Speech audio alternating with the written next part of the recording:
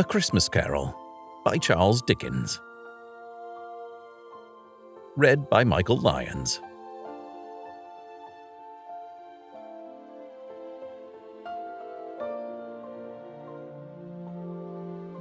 I have endeavoured in this ghostly little book to raise the ghost of an idea which shall not put my readers out of humour with themselves, with each other, with the season, or with me. May it haunt their houses pleasantly, and no one wish to lay it. Their faithful friend and servant, Charles Dickens. December 1843.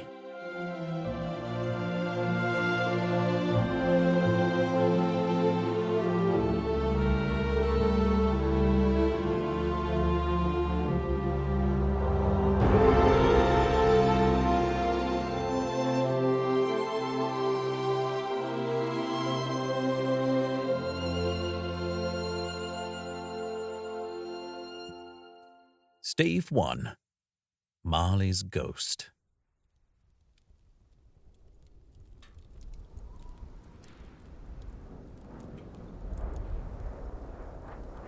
Marley was dead to begin with. There is no doubt whatever about that. The register of his burial was signed by the clergyman, the clerk, the undertaker, and the chief mourner. Scrooge signed it, and Scrooge's name was good upon change for anything he chose to put his hand to. Old Marley was as dead as a doornail. Mind, I don't mean to say that I know of my own knowledge what there is particularly dead about a doornail. I might have been inclined myself to regard a coffin nail as the deadliest piece of ironmongery in the trade, but the wisdom of our ancestors is in the simile, and my unhallowed hands shall not disturb it, or the country's done for. You will therefore permit me to repeat emphatically that Marley was as dead as a doornail. Scrooge knew he was dead? Of course he did. How could it be otherwise? Scrooge and he were partners for I don't know how many years. Scrooge was his sole executor, his sole administrator, his sole assign, his sole residuary legatee, his sole friend, and sole mourner. And even Scrooge was not so dreadfully cut up by the sad event, but that he was an excellent man of business on the very day of the funeral, and solemnized it with an undoubted bargain. The mention of Marley's funeral brings me back to the point I started from. There is no doubt that Marley was dead. This must be distinctly understood, or nothing wonderful can come of the story I'm going to relate. If we were not perfectly convinced that Hamlet's father died before the play began, there would be nothing more remarkable in his taking a stroll at night in an easterly wind upon his own ramparts than there would be in any other middle-aged gentleman rashly turning out after dark in a breezy spot, say St. Paul's churchyard, for instance, literally to astonish his son's weak mind. Scrooge never painted out old Marley's name. There it stood, years afterwards, above the warehouse door. Scrooge and Marley. The firm was known as Scrooge and Marley. Sometimes people new to the business called Scrooge Scrooge, and sometimes Marley. But he answered to both names. It was all the same to him. Oh, but he was a tight-fisted hand at the grindstone, Scrooge. A squeezing, wrenching, grasping, scraping, clutching, covetous old sinner, hard and sharp as flint, from which no steel had ever struck out generous fire. Secret and self-contained, and solitary as an oyster. The cold within him froze his old features, nipped his pointed nose, shriveled his cheek, stiffened his gait, made his eyes red, his thin lips blue, and spoke out shrewdly in his grating voice.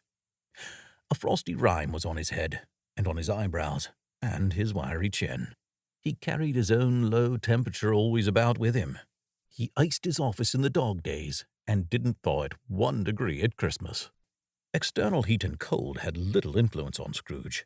No warmth could warm, no wintry weather chilled him. No wind that blew was bitterer than he. No falling snow was more intent upon its purpose. No pelting rain less open to entreaty.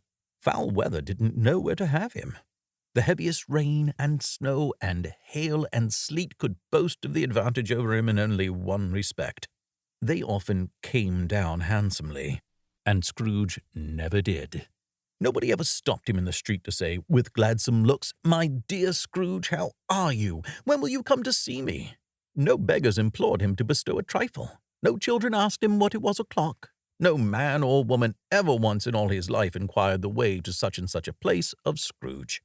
Even the blind men's dogs appeared to know him, and when they saw him coming on, would tug their owners into doorways and up courts, and then would wag their tails as though they said, "No eye at all is better than an evil eye, Dark Master." But what did Scrooge care? It was the very thing he liked. To edge his way along the crowded paths of life, warning all human sympathy to keep its distance, was what the knowing ones call nuts to Scrooge.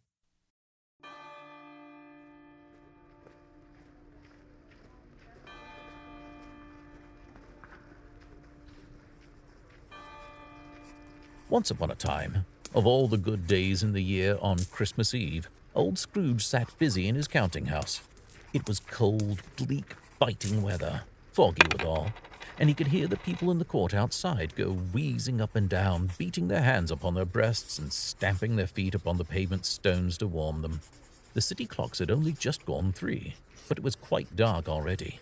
It had not been light all day, and candles were flaring in the windows of the neighboring offices like ruddy smears upon the palpable brown hair. The fog came pouring in at every chink and keyhole, and was so dense without that although the court was of the narrowest, the houses opposite were mere phantoms. To see the dingy cloud come drooping down, obscuring everything, one might have thought that nature lived hard by and was brewing on a large scale.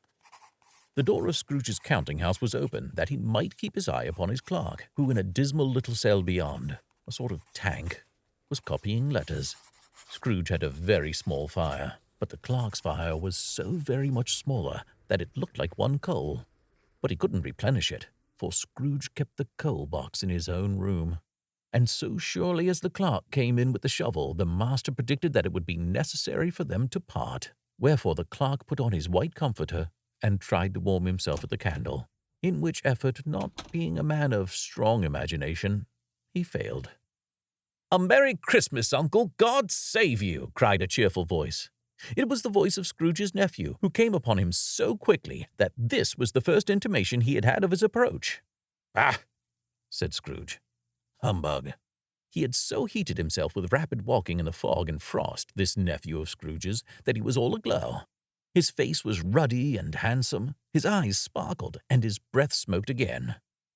"Christmas a humbug, Uncle?" said Scrooge's nephew. "You don't mean that, I'm sure." "I do," said Scrooge. "Merry Christmas! What right have you to be merry? What reason have you to be merry? You're poor enough." "Come then," returned the nephew gaily, "what right have you to be dismal? What reason have you to be morose? You're rich enough." Scrooge, having no better answer ready on the spur of the moment, said, "Bah!" again, and followed it up with, "Humbug." "Don't be cross, Uncle," said the nephew. "What else can I be?" returned the uncle, "when I live in such a world of fools as this? Merry Christmas! Out upon Merry Christmas! What's Christmas time to you but a time for paying bills without money? A time for finding yourself a year older but not an hour richer? A time for balancing your books and having every item in 'em through a round dozen of months presented dead against you? If I could work my will," said Scrooge indignantly, "every idiot who goes about with Merry Christmas on his lips should be boiled with his own pudding and buried with a stake of holly through his heart. He should." "Uncle," pleaded the nephew. "Nephew," returned the uncle sternly, "keep Christmas in your own way, and let me keep it in mine." "Keep it?" repeated Scrooge's nephew. "But you don't keep it." "Let me leave it alone, then," said Scrooge. "Much good may it do you. Much good it has ever done you." "There are many things from which I might have derived good, by which I have not profited, I dare say," returned the nephew. "Christmas among the rest. But I'm sure I've always thought of Christmas time, when it has come around, apart from the veneration due to its sacred name and origin, if anything belonging to it can be apart from that, as a good time, a kind, forgiving, charitable, pleasant time. The only time I know of in the long calendar of the year when men and women seem by one consent to open their shut-up hearts freely, and to think of people below them as if they really were fellow passengers to the grave, and not some other race of creatures bound on other journeys. And therefore, Uncle, though it has never put a scrap of gold or silver in my pocket, I believe that it has done me good, and will do me good, and I say God bless it. The clerk in the tank involuntarily applauded. Becoming immediately sensible of the impropriety, he poked the fire and extinguished the last frail spark forever. "Let me hear another sound from you," said Scrooge, "and you'll keep your Christmas by losing your situation. You're quite a powerful speaker, sir," he added, turning to his nephew. "I wonder you don't go into Parliament. Don't be angry, Uncle. Come, dine with us tomorrow." Scrooge said that he would see him. Yes, indeed, he did. He went the whole length of the expression, and said that he would see him in that extremity first. "But why?" cried Scrooge's nephew. "Why?" "Why did you get married?" said Scrooge. "Because I fell in love." "Because you fell in love," growled Scrooge, as if that were the only thing in the world more ridiculous than a Merry Christmas. "Good afternoon." "Nay, Uncle, but you never came to see me before that happened. Why give it as a reason for not coming now?" "Good afternoon," said Scrooge. "I want nothing from you. I ask nothing of you. Why cannot we be friends?" "Good afternoon," said Scrooge. "I am sorry with all my heart to find you so resolute. We have never had any quarrel, to which I've been party. But I have made the trial in homage to Christmas, and I'll keep my Christmas humor to the last. So, a Merry Christmas, Uncle." "Good afternoon," said Scrooge. "And a Happy New Year." "Good afternoon," said Scrooge. His nephew left the room without an angry word notwithstanding. He stopped at the outer door to bestow the greetings of the season upon the clerk, who, cold as he was warmer than Scrooge, for he returned them cordially. "There's another fellow," muttered Scrooge, who overheard him. "My clerk, with 15 shillings a week and a wife and a family, talking about a Merry Christmas. I'll retire to Bedlam." This lunatic, in letting Scrooge's nephew out, had let 2 other people in. They were portly gentlemen, pleasant to behold, and now stood, with their hats off, in Scrooge's office. They had books and papers in their hands, and bowed to him. "Scrooge and Marley's, I believe," said one of the gentlemen, referring to his list. "Have I the pleasure of addressing Mr. Scrooge or Mr. Marley?" "Mr. Marley has been dead these 7 years," Scrooge replied. "He died 7 years ago this very night." "We have no doubt his liberality is well represented by his surviving partner," said the gentleman, presenting his credentials. It certainly was, for they had been 2 kindred spirits. At the ominous word liberality, Scrooge frowned, and shook his head, and handed the credentials back. "At this festive season of the year, Mr. Scrooge," said the gentleman, taking up a pen, "it is more than usually desirable that we should make some slight provision for the poor and destitute, who suffer greatly at the present time. Many thousands are in want of common necessaries. Hundreds of thousands are in want of common comforts, sir." "Are there no prisons?" asked Scrooge. "Plenty of prisons," said the gentleman, laying down the pen again. "And the union workhouses?" demanded Scrooge. "Are they still in operation?" "They are, still," returned the gentleman. "I wish I could say they were not." "Oh, I was afraid from what you said at first that something had occurred to stop them in their useful course," said Scrooge. "I'm very glad to hear it." "Under the impression that they scarcely furnish Christian cheer of mind or body to the multitude," returned the gentleman, "a few of us are endeavoring to raise a fund to buy the poor some meat and drink and means of warmth. We choose this time because it is a time of all others when want is keenly felt and abundance rejoices. What shall I put you down for?" "Nothing," Scrooge replied. "You wish to be anonymous?" "I wish to be left alone," said Scrooge. "Since you ask me what I wish, gentlemen, that is my answer. I don't make merry myself at Christmas, and I can't afford to make idle people merry. I help to support the establishments I've mentioned. They cost enough, and those who are badly off must go there. Many can't go there, and many would rather die." "If they would rather die," said Scrooge, "they'd better do it, and decrease the surplus population. Besides, excuse me, I don't know that." "But you might know it," observed the gentleman. "It's not my business," Scrooge returned. It's enough for a man to understand his own business and not to interfere with other people's. Mine occupies me constantly. Good afternoon, gentlemen." Seeing clearly that it would be useless to pursue their point, the gentlemen withdrew. Scrooge resumed his labours with an improved opinion of himself, and in a more facetious temper than was usual with him. Meanwhile, the fog and darkness thickened so that people ran about with flaring links, proffering their services to go before horses and carriages and conduct them on their way. The ancient tower of a church, whose gruff old bell was always peeping slyly down at Scrooge out of a Gothic window in the wall, became invisible and struck the hours and quarters in the clouds, with tremulous vibrations afterwards as if its teeth were chattering in its frozen head up there. The cold became intense. In the main street, at the corner of the court, some labourers were repairing the gas pipes, and had lighted a great fire in a brazier, round which a party of ragged men and boys were gathered, warming their hands and winking their eyes before the blaze in rapture. The water plug being left in solitude, its overflowing suddenly congealed and turned to misanthropic ice. The brightness of the shops where holly sprigs and berries crackled in the lamp heat of the windows made pale faces ruddy as they passed.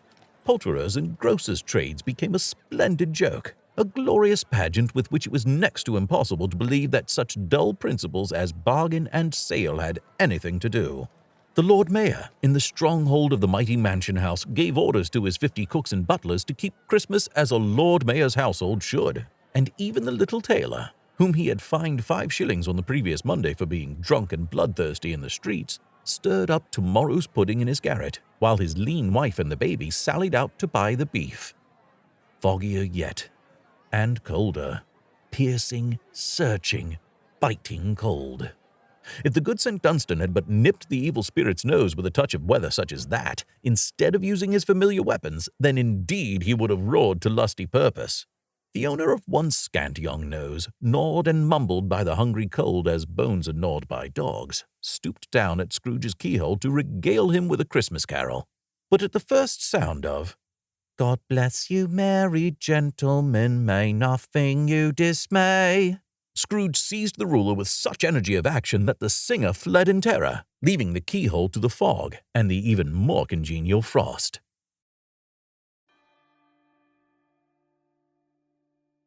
At length, the hour of shutting up the counting-house arrived.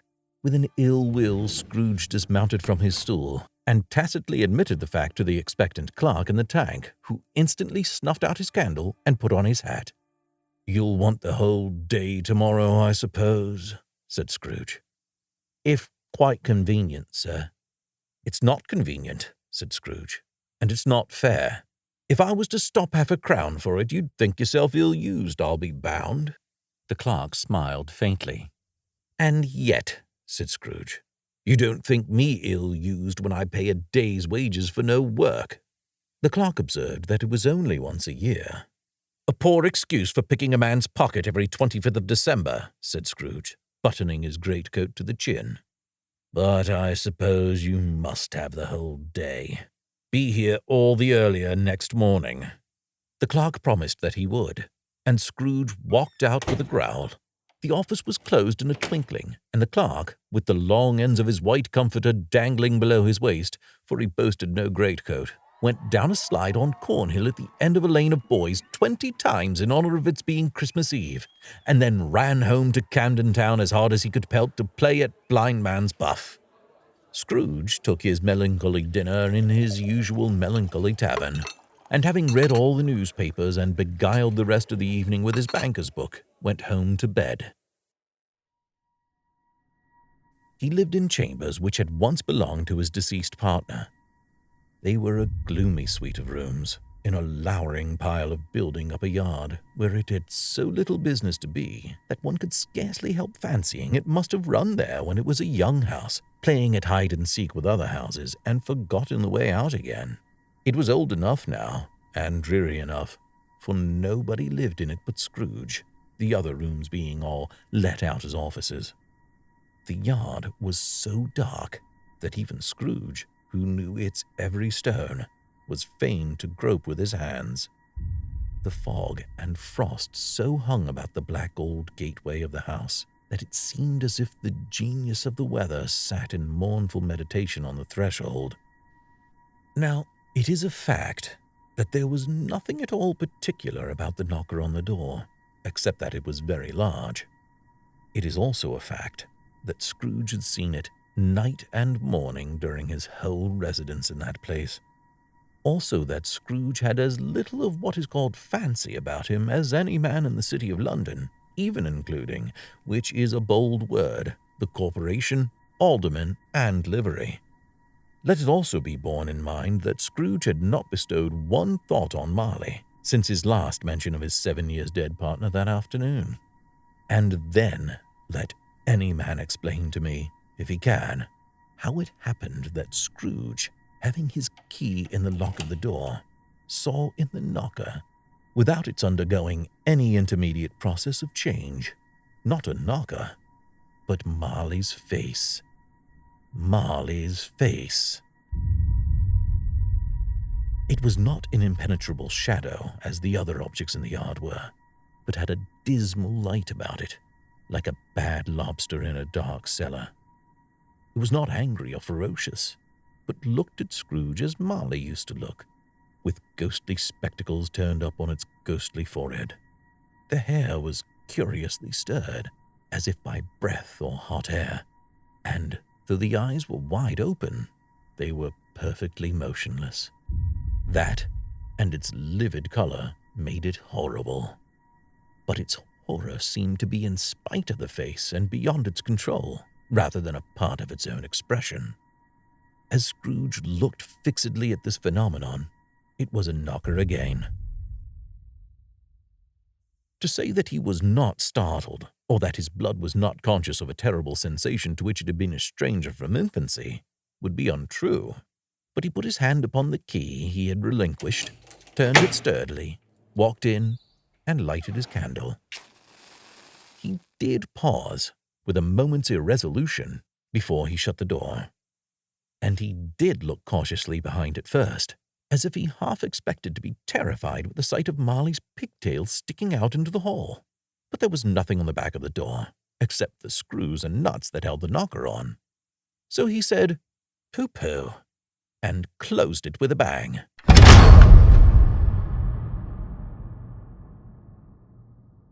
The sound resounded through the house like thunder. Every room above, and every cask in the wine merchant's cellar below, appeared to have a separate peal of echoes of its own. Scrooge was not a man to be frightened by echoes. He fastened the door and walked across the hall and up the stairs. Slowly, too, trimming his candle as he went. You may talk vaguely about driving a coach and six up a good old flight of stairs, or through a bad young Act of Parliament, but I mean to say you might have got a hearse up that staircase, and taken it broadwise, with the splinter bar towards the wall and the door towards the balustrades, and done it easy. There was plenty of width for that, and room to spare, which is perhaps the reason why Scrooge thought he saw a locomotive hearse going on before him in the gloom. Half a dozen gas lamps out of the street wouldn't have lighted the entry too well, so you may suppose that it was pretty dark with Scrooge's dip. Up Scrooge went, not caring a button for that. Darkness is cheap, and Scrooge liked it. But before he shut his heavy door, he walked through his rooms to see that all was right. He had just enough recollection of the face to desire to do that. Sitting room, bedroom, lumber room, all as they should be. Nobody under the table, nobody under the sofa. A small fire in the grate, spoon and basin ready, and the little saucepan of gruel, Scrooge had a cold in his head, upon the hob. Nobody under the bed, nobody in the closet, nobody in his dressing gown, which was hanging up in a suspicious attitude against the wall. Lumber room as usual, old fire guard, 2 shoes, 2 fish baskets, washing stand on 3 legs, and a poker. Quite satisfied, he closed his door and locked himself in. Double locked himself in, which was not his custom. Thus secured against surprise, he took off his cravat, put on his dressing gown and slippers and his nightcap, and sat down before the fire to take his gruel. It was a very low fire indeed. Nothing on such a bitter night. He He was obliged to sit close to it and brood over it before he could extract the least sensation of warmth from such a handful of fuel. The fireplace was an old one, built by some Dutch merchant long ago and paved all round with quaint Dutch tiles, designed to illustrate the scriptures. There were Cains and Abels, Pharaoh's daughters, queens of Sheba, angelic messengers descending through the air on clouds like feather beds, Abrahams, Belshazzars, apostles putting off to sea in butterboats, hundreds of figures to attract his thoughts. And yet, that face of Marley, 7 years dead, came like the ancient prophet's rod and swallowed up the whole. If each smooth tile had been a blank at first, with power to shape some picture on its surface from the disjointed fragments of his thoughts, there would have been a copy of old Marley's head on every one. "Humbug," said Scrooge, and walked across the room. After several turns, he sat down again. As he threw his head back in the chair, his glance happened to rest upon a bell, a disused bell that hung in the room and communicated for some purpose now forgotten with a chamber in the highest story of the building. It was with great astonishment, and with a strange, inexplicable dread, that as he looked, he saw this bell begin to swing. It swung so softly in the outset that it scarcely made a sound. But soon it rang out loudly, and so did every bell in the house.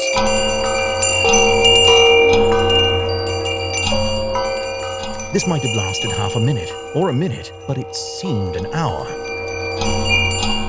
The bells ceased as they had begun, together. They were succeeded by a clanking noise, deep down below, as if some person were dragging a heavy chain over the casks in the wine merchant's cellar. Scrooge then remembered to have heard that ghosts in haunted houses were described as dragging chains. The cellar door flew open with a booming sound, and then he heard the noise much louder on the floors below, then coming up the stairs, then coming straight towards his door. "It's humbug still," said Scrooge. "I won't believe it." His color changed, though, when, without a pause, it came on through the heavy door and passed into the room before his eyes. Upon its coming in, the dying flame leapt up, as though it cried, "I know him! Marley's ghost!" and fell again. The same face, the very same. Marley in his pigtail, usual waistcoat, tights and boots, the tassels on the latter bristling like his pigtail and his coat skirts, and the hair upon his head. The chain he drew was clasped about his middle. It was long and wound about him like a tail, and it was made, for Scrooge observed it closely, of cash boxes, keys, padlocks, ledgers, deeds, and heavy purses wrought in steel. His body was transparent, so that Scrooge, observing him and looking through his waistcoat, could see the 2 buttons on his coat behind. Scrooge had often heard it said that Marley had no bowels, but he had never believed it until now. No, nor did he believe it even now, though he looked the phantom through and through and saw it standing before him, though he felt the chilling influence of its death-cold eyes, and marked the very texture of the folded kerchief bound around his head and chin, which wrapper he had not observed before. He was still incredulous, and fought against his senses. "How now?" said Scrooge, caustic and cold as ever. "What do you want with me?" "Much." Marley's voice, no doubt about it. "Who are you?" "Ask me who I was." "Who were you, then?" said Scrooge, raising his voice. "You're particular for a shade." He was going to say, "to a shade," but substituted this as more appropriate. "In life, I was your partner, Jacob Marley." Can you sit down?" asked Scrooge, looking doubtfully at him. "I can." "Do it, then." Scrooge asked the question because he didn't know whether a ghost so transparent might find himself in a condition to take a chair. He felt that in the event of its being impossible, it might involve the necessity of an embarrassing explanation. But the ghost sat down on the opposite side of the fireplace, as if he were quite used to it. "You don't believe in me," observed the ghost. "I don't," said Scrooge. What evidence would you have of my reality beyond that of your senses? I don't know, said Scrooge. Why do you doubt your senses? Because, said Scrooge, a little thing affects them. A slight disorder of the stomach makes them cheats. You may be an undigested bit of beef, a blot of mustard, a crumb of cheese, a fragment of an underdone potato. Oh, there's more of gravy than of grave about you, whatever you are. Scrooge was not much in the habit of cracking jokes, nor did he feel in his heart by any means waggish then. The truth is that he tried to be smart as a means of distracting his own attention and keeping down his terror, for the spectre's voice disturbed the very marrow in his bones. To sit staring at those fixed, glazed eyes in silence for a moment would play, Scrooge felt, the very deuce with him. There was something very awful, too, in the spectre's being provided with an infernal atmosphere of its own. Scrooge could not feel it himself, but this was clearly the case, for though the ghost sat perfectly motionless, its hair, its skirts, and tassels were still agitated as by the hot vapor from an oven. "You see this toothpick?" said Scrooge, returning quickly to the charge for the reason just assigned, and wishing, though it were only for a second, to divert the vision's stony gaze from himself. "I do," replied the ghost. "You are not looking at it," said Scrooge. "But I see it," said the ghost, "notwithstanding." "Well," returned Scrooge, "I have but to swallow this, and be for the rest of my days persecuted by a legion of goblins, all of my own creation. Humbug, I tell you, humbug!" At this the spirit raised a frightful cry, and shook its chain with such a dismal and appalling noise that Scrooge held on tight to his chair to save himself from falling in a swoon. But how much greater was his horror when the phantom, taking off the bandage round its head, as if it were too warm to wear indoors, its lower jaw dropped upon its breast. Scrooge fell upon his knees and clasped his hands before his face. "Mercy," he said, "dreadful apparition, why do you trouble me?" "Man of the worldly mind," replied the ghost, "do you believe in me or not?" "I do," said Scrooge. "I must. But why do spirits walk the earth? And why do they come to me?" "It is required of every man," the ghost returned, "that the spirit within him should walk abroad among his fellow men and travel far and wide. And if that spirit goes not forth in life, it is condemned to do so after death. It is doomed to wander through the world, oh, woe is me, and witness what it cannot share, but might have shared on earth, and turn to happiness." Again the spectre raised a cry and shook its chain and wrung its shadowy hands.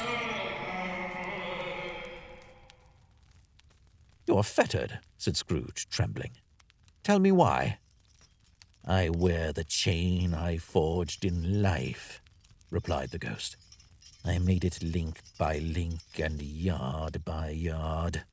I girded it on of my own free will, and of my own free will I wore it. Is its pattern strange to you?" Scrooge trembled more and more. "Would you know," pursued the ghost, "the weight and length of the strong coil you bear yourself?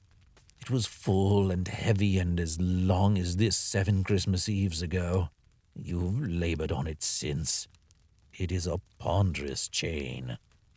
Scrooge glanced about him on the floor, in the expectation of finding himself surrounded by some 50 or 60 fathoms of iron cable, but he could see nothing. "Jacob," he said imploringly. "Oh, Jacob Marley, tell me more. Speak comfort to me, Jacob." "I have none to give," the ghost replied. "It comes from other regions, Ebenezer Scrooge, and is conveyed by other ministers to other kinds of men. Nor can I tell you what I would. A very little more is all permitted to me. I cannot rest. I cannot stay. I cannot linger anywhere. My spirit never walked beyond our counting-house. Mark me. In life, my spirit never roved beyond the narrow limits of our money-changing hole, and weary journeys lie before me." It was a habit with Scrooge, whenever he became thoughtful, to put his hands in his breeches pockets. Pondering on what the ghost had said, he did so now, but without lifting up his eyes or getting off his knees. "You must have been very slow about it, Jacob," Scrooge observed, in a businesslike manner, though with humility and deference. "Slow," the ghost repeated. "7 years dead," mused Scrooge, "and travelling all the time." "The whole time," said the ghost. "No rest, no peace, incessant torture of remorse." "You travel fast?" said Scrooge. "On the wings of the wind," replied the ghost. "You might have got over a great quantity of ground in 7 years," said Scrooge. The ghost, on hearing this, set up another cry and clanked its chain so hideously in the dead silence of the night that the ward would have been justified in indicting it for a nuisance. "Oh, captive bound and double-ironed," cried the phantom, "not to know that ages of incessant labor by immortal creatures for this earth must pass into eternity before the good of which it is susceptible is all developed.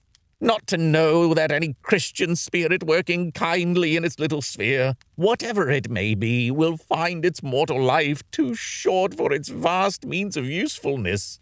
Not to know that no space of regret can make amends for one's life's opportunities misused.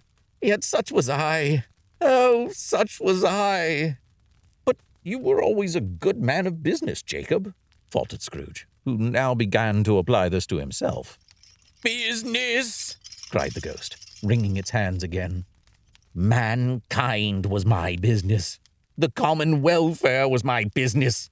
Charity, mercy, forbearance, and benevolence were all my business. The dealings of my trade were but a drop of water in the comprehensive ocean of my business."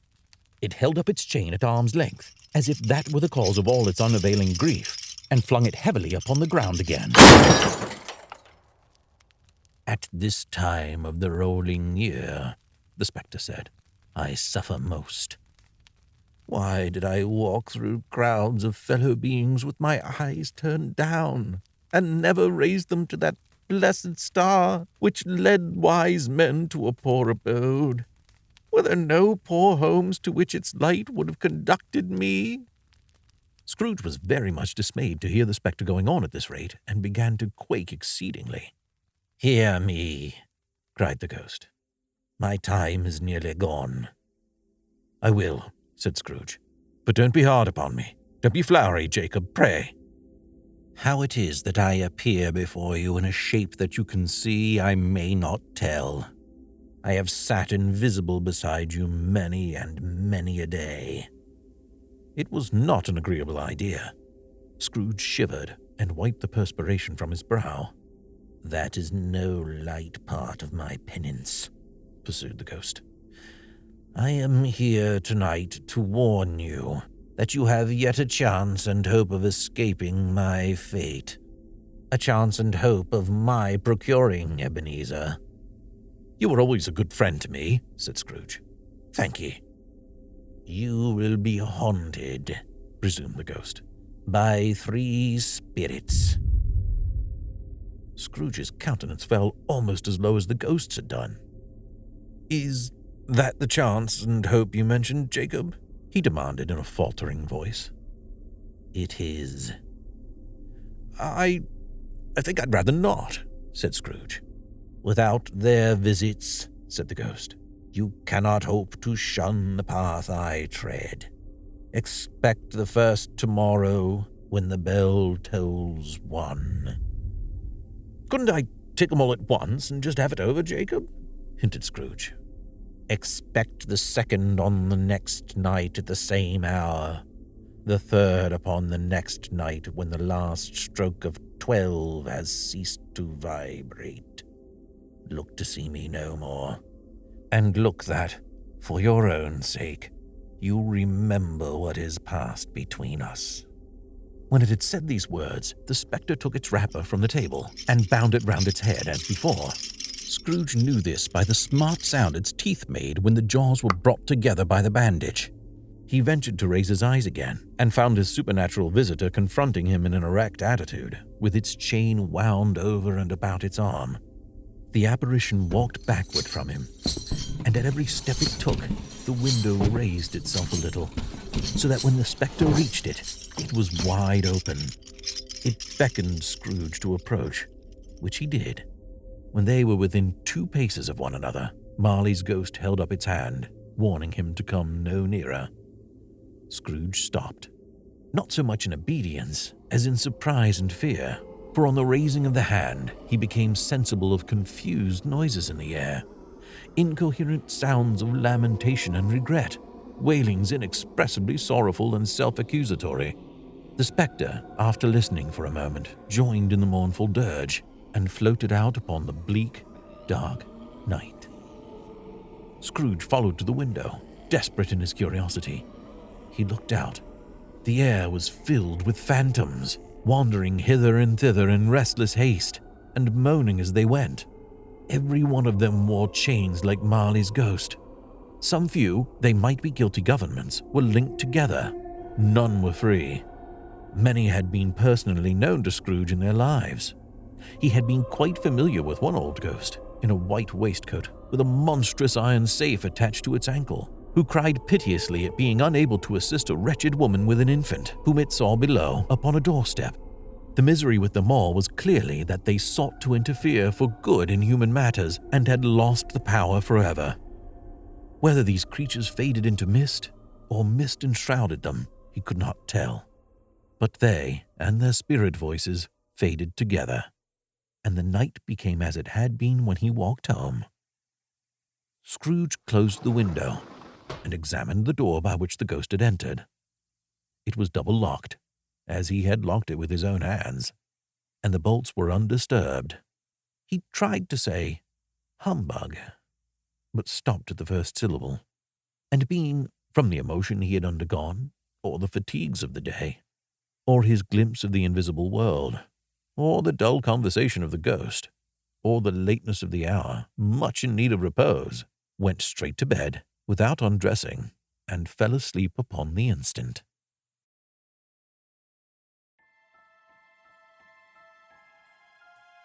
Stave 2. The first of the 3 spirits.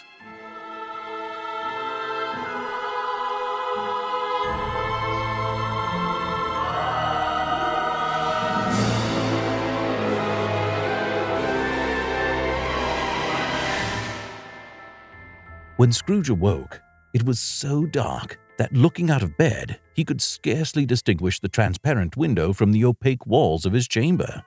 He was endeavoring to pierce the darkness with his ferret eyes when the chimes of a neighboring church struck the 4 quarters.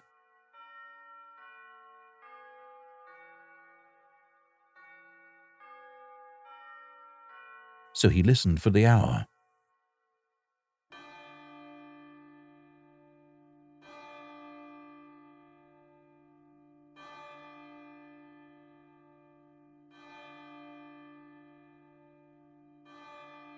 To his great astonishment, the heavy bell went on from 6 to 7, and from 7 to 8, and regularly up to 12, then stopped. 12. It was past 2 when he went to bed. The clock was wrong. An icicle must have got into the works. 12. He touched the spring of his repeater to correct this most preposterous clock. Its rapid little pulse beat 12, and stopped. "Why, it isn't possible," said Scrooge, "that I can have slept through a whole day and far into another night. It isn't possible that anything has happened to the sun, and that this is 12 at noon." The idea being an alarming one, he scrambled out of bed and groped his way to the window. He was obliged to rub the frost off with the sleeve of his dressing gown before he could see anything, and could see very little then. All he could make out was that it was still very foggy and extremely cold, and that there was no noise of people running to and fro and making a great stir, as there unquestionably would have been if night had beaten off bright day and taken possession of the world. This was a great relief, because 3 days after sight of this first exchange paid to Mr. Ebenezer Scrooge or his order, and so forth, would have become a mere United States security if there were no days to count by. Scrooge went to bed again, and thought, and thought, and thought it over and over and over, and could make nothing of it. The more he thought, the more perplexed he was, and the more he endeavored not to think, the more he thought. Marley's ghost bothered him exceedingly. Every time he resolved within himself, after mature inquiry, that it was all a dream, his mind flew back again, like a strong spring released, to its first position, and presented the same problem to be worked all through. Was it a dream or not? Scrooge lay in this state until the chime had gone 3/4 more, when he remembered, on a sudden, that the ghost had warned him of a visitation when the bell tolled 1. He resolved to lie awake until the hour was past, and, considering that he could no more go to sleep than go to heaven, this was perhaps the wisest resolution in his power. The quarter was so long that he was more than once convinced that he must have sunk into a doze unconsciously and missed the clock. At length, it broke upon his listening ear. 1/4 past, said Scrooge, counting. 1/2 past, said Scrooge. 1/4 to it, said Scrooge. The hour itself, said Scrooge triumphantly, and nothing else.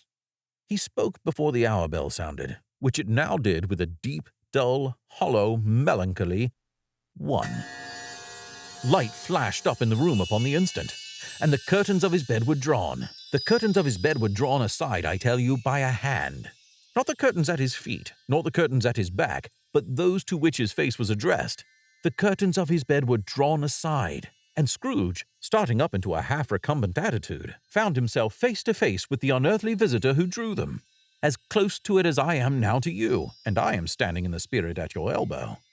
It was a strange figure, like a child, yet not so like a child as like an old man, viewed through some supernatural medium which gave him the appearance of having receded from the view and being diminished to a child's proportions.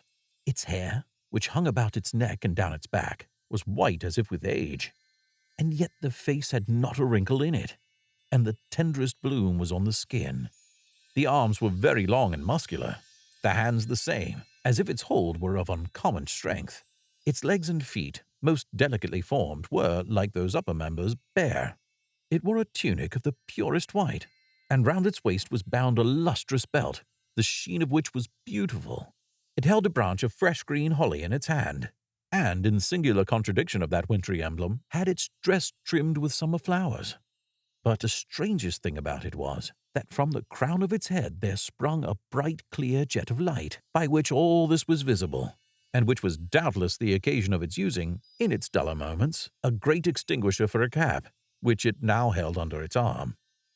Even this, though, when Scrooge looked at it with increasing steadiness, was not its strangest quality, for as its belt sparkled and glittered now in one part and now in another, and what was light one instant, at another time was dark, so the figure itself fluctuated in its distinctness, being now a thing with one arm, now with one leg, now with 20 legs, now a pair of legs without a head, now a head without a body, of which dissolving parts no outline would be visible in the dense gloom wherein they melted away.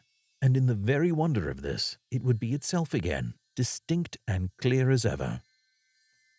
"Are you the spirit, sir, whose coming was foretold to me?" asked Scrooge.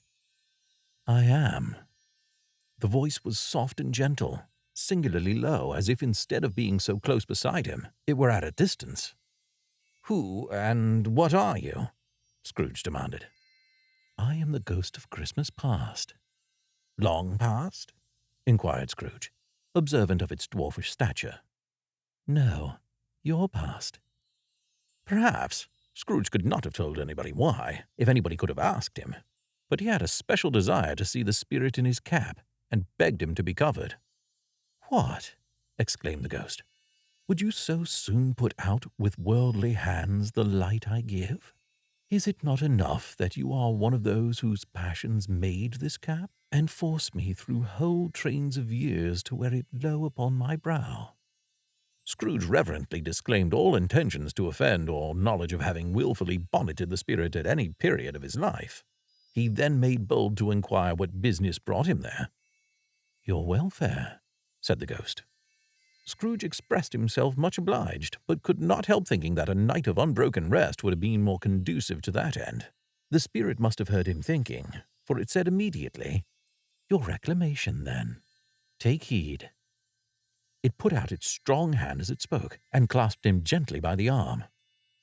"Rise, and walk with me." It would have been in vain for Scrooge to plead that the weather and the hour were not adapted to pedestrian purposes, that bed was warm, and the thermometer a long way below freezing, that he was clad but lightly in his slippers, dressing gown, and nightcap, and that he had a cold upon him at the time. The grasp, though gentle as a woman's hand, was not to be resisted. He rose, but finding that the spirit made towards the window, clasped his robe in supplication. "I am mortal," Scrooge remonstrated, "and liable to fall." "Bear but a touch of my hand, there," said the spirit, laying it upon his heart, "and you shall be upheld in more than this." As the words were spoken, they passed through the wall and stood upon an open country road with fields on either hand. The city had entirely vanished. Not a vestige of it was to be seen. The darkness and the mist had vanished with it, for it was a clear, cold winter day with snow upon the ground. "Good heavens," said Scrooge, clasping his hands together as he looked about him. "I was bred in this place. I was a boy here." The spirit gazed upon him mildly. Its gentle touch, though it had been light and instantaneous, appeared still present to the old man's sense of feeling. He was conscious of 1,000 odors floating in the air, each one connected with 1,000 thoughts and hopes and joys and cares long, long forgotten. "Your lip is trembling," said the ghost. "And what is that upon your cheek?" Scrooge muttered, with an unusual catching in his voice, that it was a pimple, and begged the ghost to lead him where he would. "You recollect the way?" inquired the spirit. "Remember it?" cried Scrooge with fervor. "I could walk it blindfold." "Strange to have forgotten it for so many years," observed the ghost. "Let us go on." They walked along the road, Scrooge recognizing every gate and post and tree, until a little market town appeared in the distance, with its bridge, its church, and winding river. Some shaggy ponies now were seen trotting towards them with boys upon their backs, who called to other boys in country gigs and carts, driven by farmers. All these boys were in great spirits, and shouted to each other until the broad fields were so full of merry music that the crisp air laughed to hear it. "These are but shadows of the things that have been," said the ghost. "They have no consciousness of us." The jocund travelers came on, and as they came, Scrooge knew and named them every one. Why was he rejoiced beyond all bounds to see them? Why did his cold eye glisten and his heart leap up as they went past? Why was he filled with gladness when he heard them give each other Merry Christmas as they parted at crossroads and byways for their several homes? What was Merry Christmas to Scrooge? Out upon Christmas. What good had it ever done him? "The school is not quite deserted," said the ghost. "A solitary child, neglected by his friends, is left there still." Scrooge said he knew it, and he sobbed. They left the high road by a well-remembered lane, and soon approached a mansion of dull red brick, with a little weathercock-surmounted cupola on the roof and a bell hanging in it. It was a large house, but one of broken fortunes, for the spacious offices were little used. Their walls were damp and mossy, their windows broken, and their gates decayed. Fowls clucked and strutted in the stables, and the coach-houses and sheds were overrun with grass. Nor was it more retentive of its ancient state within, for entering the dreary hall and glancing through the open doors of many rooms, they found them poorly furnished, cold, and vast. There was an earthy savor in the air, a chilly bareness in the place, which associated itself somehow with too much getting up by candlelight and not too much to eat. They went, the ghost and Scrooge, across the hall to a door at the back of the house.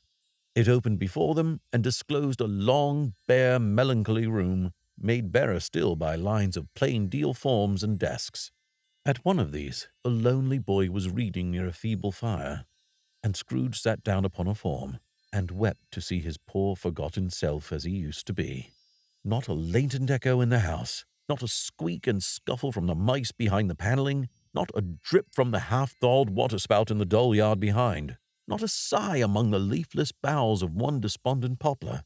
Not the idle swinging of an empty storehouse door, no, not a clicking in the fire, but fell upon the heart of Scrooge with a softening influence, and gave a freer passage to his tears. The spirit touched him on one arm, and pointed to his younger self, intent upon his reading. Suddenly, a man in foreign garments, wonderfully real and distinct to look at, stood outside the window with an axe stuck in his belt and leading by the bridle an ass laden with wood. "Why, it's Ali Baba!" Scrooge exclaimed in ecstasy. "It's dear old honest Ali Baba. Yes, I know. One Christmas time, when yonder solitary child was left here all alone, he did come for the first time just like that. Poor boy. And Valentine," said Scrooge. "And his wild brother Orson. There they go. And what's his name? Who was put down in his drawers asleep at the gate of Damascus. Don't you see him? And the Sultan's groom turned upside down by the genie. There he is upon his head. Serve him right. I'm glad of it. What business had he to be married to the princess?" To hear Scrooge expending all the earnestness of his nature on such subjects, in a most extraordinary voice between laughing and crying, and to see his heightened and excited face, would have been a surprise to his business friends in the city indeed. "There's the parrot!" cried Scrooge. "Green body and yellow tail, with a thing like a lettuce growing out of the top of its head. There he is! Poor Robin Crusoe, he called him, when he came home again after sailing round the island. Poor Robin Crusoe! Where have you been, Robin Crusoe?" The man thought he was dreaming, but he wasn't. It was the parrot, you know. There goes Friday, running for his life to the little creek. "Hello! Whoop, hello!" Then, with a rapidity of transition very foreign to his usual character, he said, in pity for his former self, "Poor boy," and cried again. "I wish," Scrooge muttered, putting his hand in his pocket and looking about him, after drying his eyes with his cuff. "But it's too late now." "What is the matter?" asked the spirit. "Nothing," said Scrooge. "Nothing. There was a boy singing a Christmas carol at my door last night. I should like to have given him something. That's all." The ghost smiled thoughtfully and waved its hand, saying as it did so, "Let us see another Christmas." Scrooge's former self grew larger at the words, and the room became a little darker and more dirty. The panels shrunk, the windows cracked, fragments of plaster fell out of the ceiling, and the naked laths were shown instead. But how all this was brought about, Scrooge knew no more than you do. He only knew that it was quite correct, that everything had happened so. And there he was, alone again, when all the other boys had gone home for the jolly holidays. He was not reading now, but walking up and down despairingly. Scrooge looked at the ghost, and with a mournful shaking of his head, glanced anxiously towards the door. It opened, and a little girl, much younger than the boy, came darting in, and putting her arms around his neck and often kissing him, addressed him as her dear, dear brother. "I've come to bring you home, dear brother," said the child, clapping her tiny hands and bending down to laugh. "To bring you home, home, home." "Home, little Fan?" returned the boy. "Yes," said the child, brimful of glee. "Home for good and all, home for ever and ever. Father is so much kinder than he used to be that home is like heaven. He spoke so gently to me one dear night when I was going to bed that I was not afraid to ask him once more if you might come home. And he said, yes, you should. And he sent me in a coach to bring you. And you're to be a man," said the child, opening her eyes, "and are never to come back here. But first, we're to be together all the Christmas long and have the merriest time in all the world." "You're quite a woman, little Fan," exclaimed the boy. She clapped her hands and laughed and tried to touch his head, but being too little, laughed again and stood on tiptoe to embrace him. Then she began to drag him in her childish eagerness towards the door, and he, nothing loath to go, accompanied her. A terrible voice in the hall cried, "Bring down Master Scrooge's box there!" And in the hall appeared the schoolmaster himself, who glared on Master Scrooge with a ferocious condescension, and threw him into a dreadful state of mind by shaking hands with him. He then conveyed him and his sister into the veriest old well of a shivering best parlor that ever was seen, where the maps upon the wall and the celestial and terrestrial globes in the windows were waxy with cold. Here he produced a decanter of curiously light wine and a block of curiously heavy cake, and administered installments of those dainties to the young people, at the same time sending out a meager servant to offer a glass of something to the postboy. who answered that he thanked the gentleman, but if it was the same tap as he had tasted before, he had rather not. Master Scrooge's trunk being by this time tied to the top of the chaise, the children bade the schoolmaster goodbye, and right willingly, and getting into it, drove gaily down the garden sweep, the quick wheels dashing the hoar-frost and snow from off the dark leaves of the evergreens like spray. "Always a delicate creature, whom a breath might have withered," said the ghost. "But she had a large heart."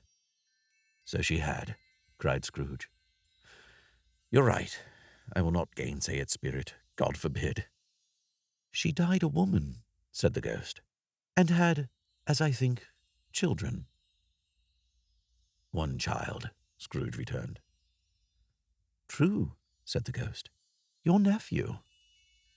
Scrooge seemed uneasy in his mind, and answered briefly, "Yes."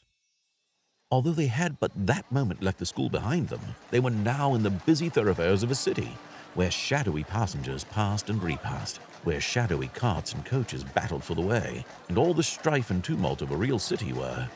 It was made plain enough by the dressing of the shops that here too it was Christmas time again, but it was evening, and the streets were lighted up. The ghost stopped at a certain warehouse door, and asked Scrooge if he knew it. "Know it?" said Scrooge. "I was apprenticed here." They went in. At sight of an old gentleman in a Welsh wig, sitting behind such a high desk that if he had been 2 inches taller he might have knocked his head against the ceiling, Scrooge cried in great excitement, "Why, it's old Fezziwig! Bless his heart, it's Fezziwig alive again!" Old Fezziwig laid down his pen and looked up at the clock, which pointed to the hour of 7. He rubbed his hands, adjusted his capacious waistcoat, laughed all over himself, from his shoes to his organ of benevolence, and called out in a comfortable, oily, rich, fat, jovial voice, "Yo-ho there, Ebenezer! Dick!" Scrooge's former self, now grown a young man, came briskly in, accompanied by his fellow prentice. "Dick Wilkins, to be sure," said Scrooge to the ghost. "Bless me, yes, there he is. He was very much attached to me, was Dick. Poor Dick, dear boy." "Yo-ho, my boys," said Fezziwig. "No more work tonight. Christmas Eve, Dick. Christmas, Ebenezer. Now let's have the shutters up," cried old Fezziwig, with a sharp clap of his hands, "before a man can say Jack Robinson." You wouldn't believe how those two fellows went at it. They charged into the street with the shutters, 1, 2, 3, had 'em up in their places, 4, 5, 6, barred 'em and pinned 'em 7, 8, 9, and came back before you could have got to 12, panting like racehorses. "Hilly-ho!" cried old Fezziwig, skipping down from the high desk with wonderful agility. "Clear away, my lads, and let's have lots of room here. Hilly-ho, Dick! Cheer up, Ebenezer!" Clear away? There was nothing they wouldn't have cleared away, or couldn't have cleared away with old Fezziwig looking on. It was done in a minute. Every movable was packed off as if it were dismissed from public life forevermore. The floor was swept and watered, the lamps were trimmed, fuel was heaped upon the fire, and the warehouse was as snug and warm and dry and bright a ballroom as you would desire to see upon a winter's night. In came a fiddler with a music book, and went up to the lofty desk and made an orchestra of it, and tuned like 50 stomach aches. In came Mrs. Fezziwig, one vast, substantial smile. In came the 3 Miss Fezziwigs, beaming and lovable. In came the 6 young followers whose hearts they broke. In came all the young men and women employed in the business. In came the housemaid with her cousin, the baker. In came the cook with her brother's particular friend, the milkman. In came the boy from over the way, who was suspected of not having board enough from his master, trying to hide himself behind the girl from next door but one, who was proved to have had her ears pulled by her mistress. In they all came, one after another, some shyly, some boldly, some gracefully, some awkwardly, some pushing, some pulling. In they all came anyhow and everyhow. Away they all went, 20 couples at once, hands half round and back again the other way, down the middle and up again, round in various stages of affectionate grouping. Old top couple always turning up in the wrong place, new top couple starting off again as soon as they got there. All top couples at last, and not a bottom one to help them. When this result was brought about, old Fezziwig, clapping his hands to stop the dance, cried out, "Well done!" And the fiddler plunged his hot face into a pot of porter, especially provided for that purpose. But scorning the rest, upon his reappearance, he instantly began again, though there were no dancers yet, as if the other fiddler had been carried home, exhausted on a shutter, and he were a brand-new man resolved to beat him out of sight or perish. There were more dances, and there were forfeits, and more dances. There was cake, and there was negus, and there was a great piece of cold roast, and there was a great piece of cold boiled, and there were mince pies and plenty of beer. But the great effect of the evening came after the roast and boiled, when the fiddler, an artful dog mind, the sort of man who knew his business better than you or I could have told it him, struck up Sir Roger de Coverley. Then old Fezziwig stood out to dance with Mrs. Fezziwig. Top couple, too, with a good stiff piece of work cut out for them. 3 or 4 and 20 pair of partners, people who were not to be trifled with, people who would dance and had no notion of walking. But if they had been twice as many, 4 times, old Fezziwig would have been a match for them, and so would Mrs. Fezziwig. As to her, she was worthy to be his partner in every sense of the term. If that's not high praise, tell me higher and I'll use it. A positive light appeared to issue from Fezziwig's calves. They shone in every part of the dance like moons. You couldn't have predicted at any given time what would have become of them next. And when old Fezziwig and Mrs. Fezziwig had gone through the dance, advance and retire, both hands to your partner, bow and curtsy, corkscrew, thread the needle, and back again to your place, Fezziwig cut so deftly that he appeared to wink with his legs and came upon his feet again without a stagger. When the clock struck 11, this domestic ball broke up. Mr. and Mrs. Fezziwig took their stations, one on either side of the door, and shaking hands with every person individually as he or she went out, wished him or her a Merry Christmas.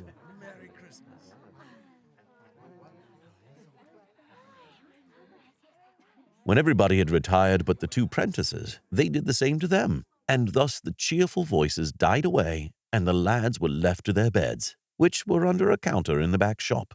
During the whole time of this, Scrooge had acted like a man out of his wits. His heart and soul were in the scene, and with his former self. He corroborated everything, remembered everything, enjoyed everything, and underwent the strangest agitation. It was not until now, when the bright faces of his former self and Dick were turned from them, that he remembered the ghost, and became conscious that it was looking full upon him, while the light upon its head burnt very clear.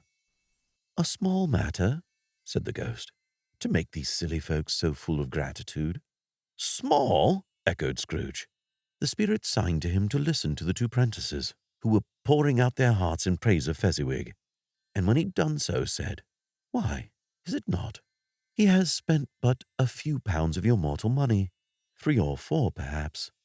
Is that so much that he deserves this praise?" "It isn't that," said Scrooge, heated by the remark, and speaking unconsciously like his former, not his latter self. "It isn't that, spirit. He has the power to render us happy or unhappy, to make our service light or burdensome, a pleasure or a toil. Say that his power lies in words and looks, in things so slight and insignificant that it's impossible to add or count 'em up. What then? The happiness he gives is quite as great as if it cost a fortune." He felt the spirit's glance and stopped.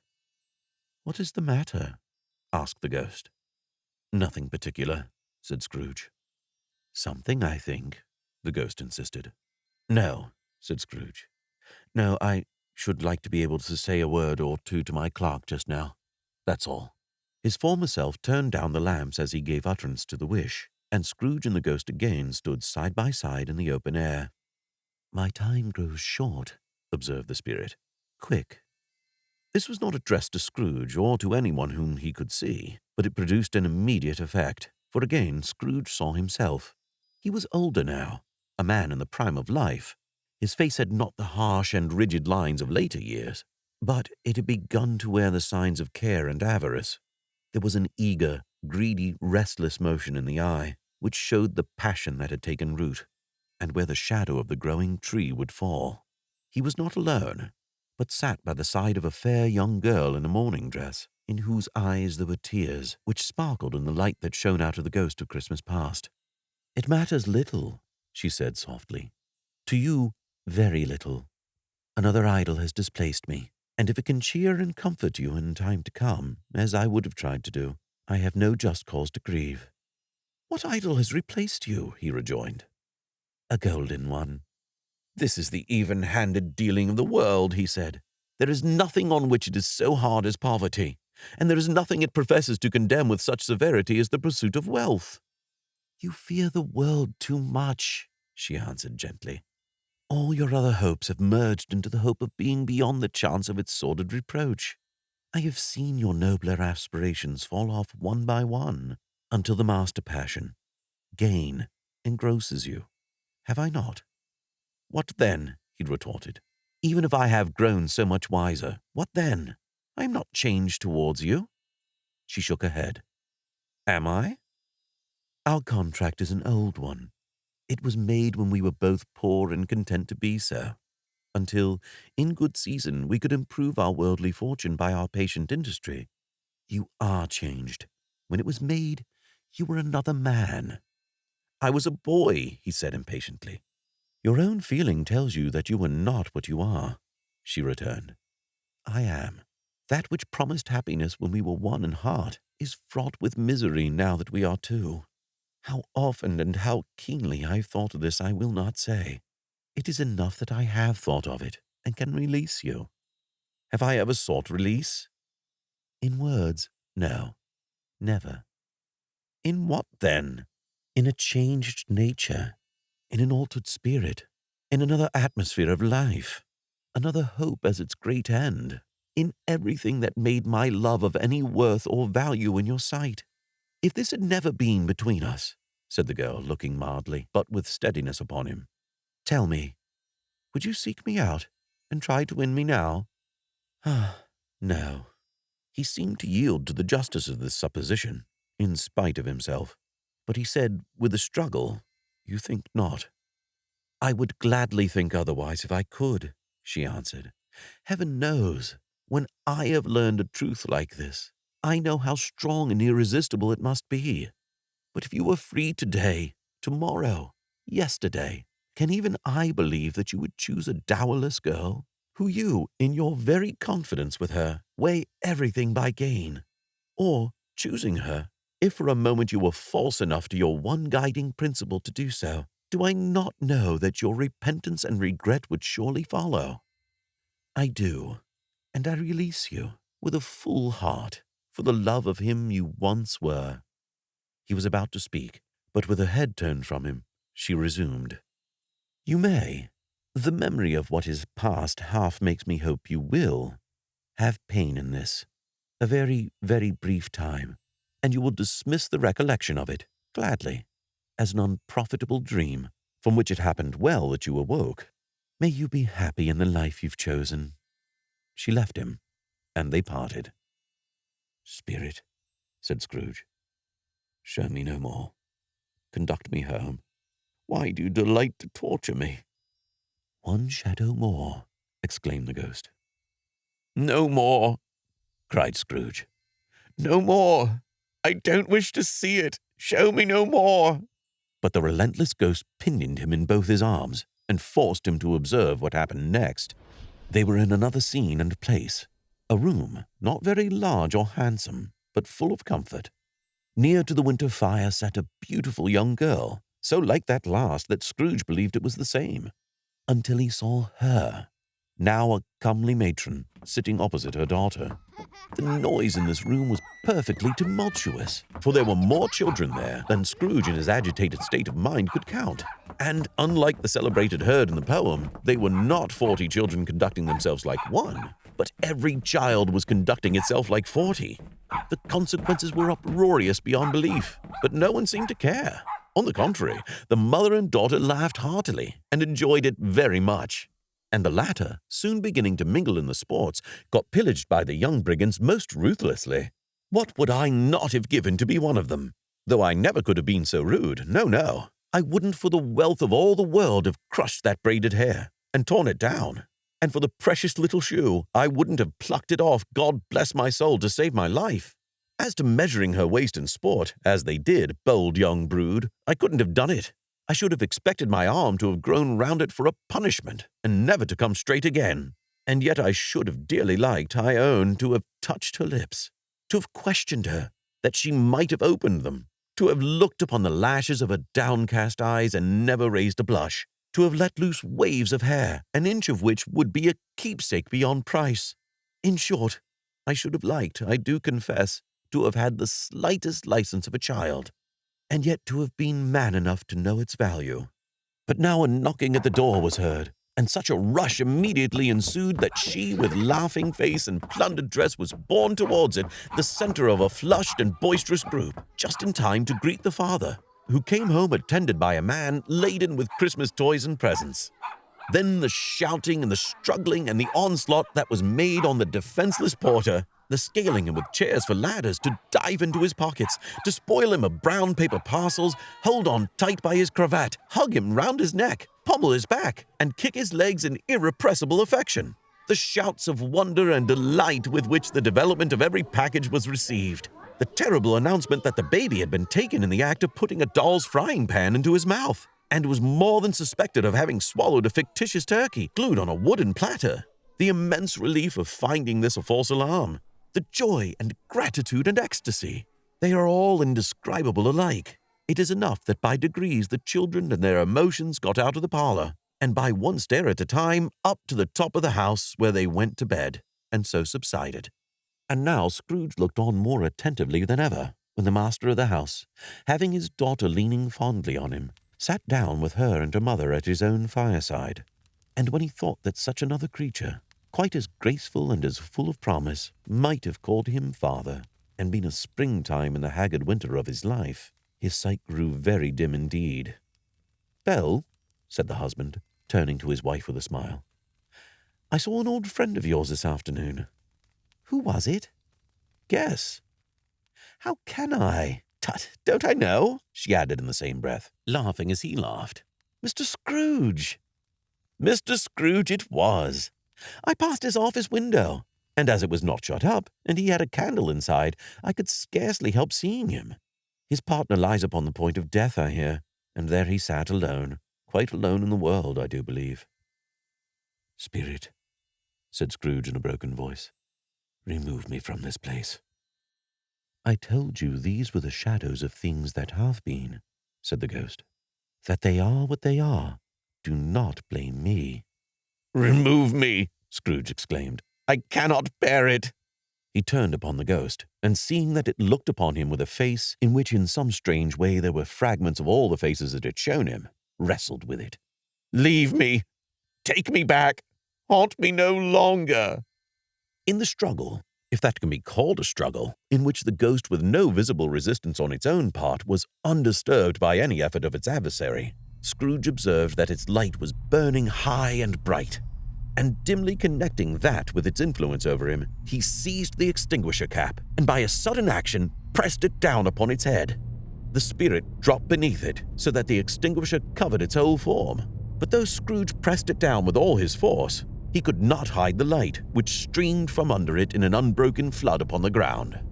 He was conscious of being exhausted and overcome by an irresistible drowsiness, and, further, of being in his own bedroom. He gave the cap a parting squeeze, in which his hand relaxed, and had barely time to reel to bed before he sank into a heavy sleep.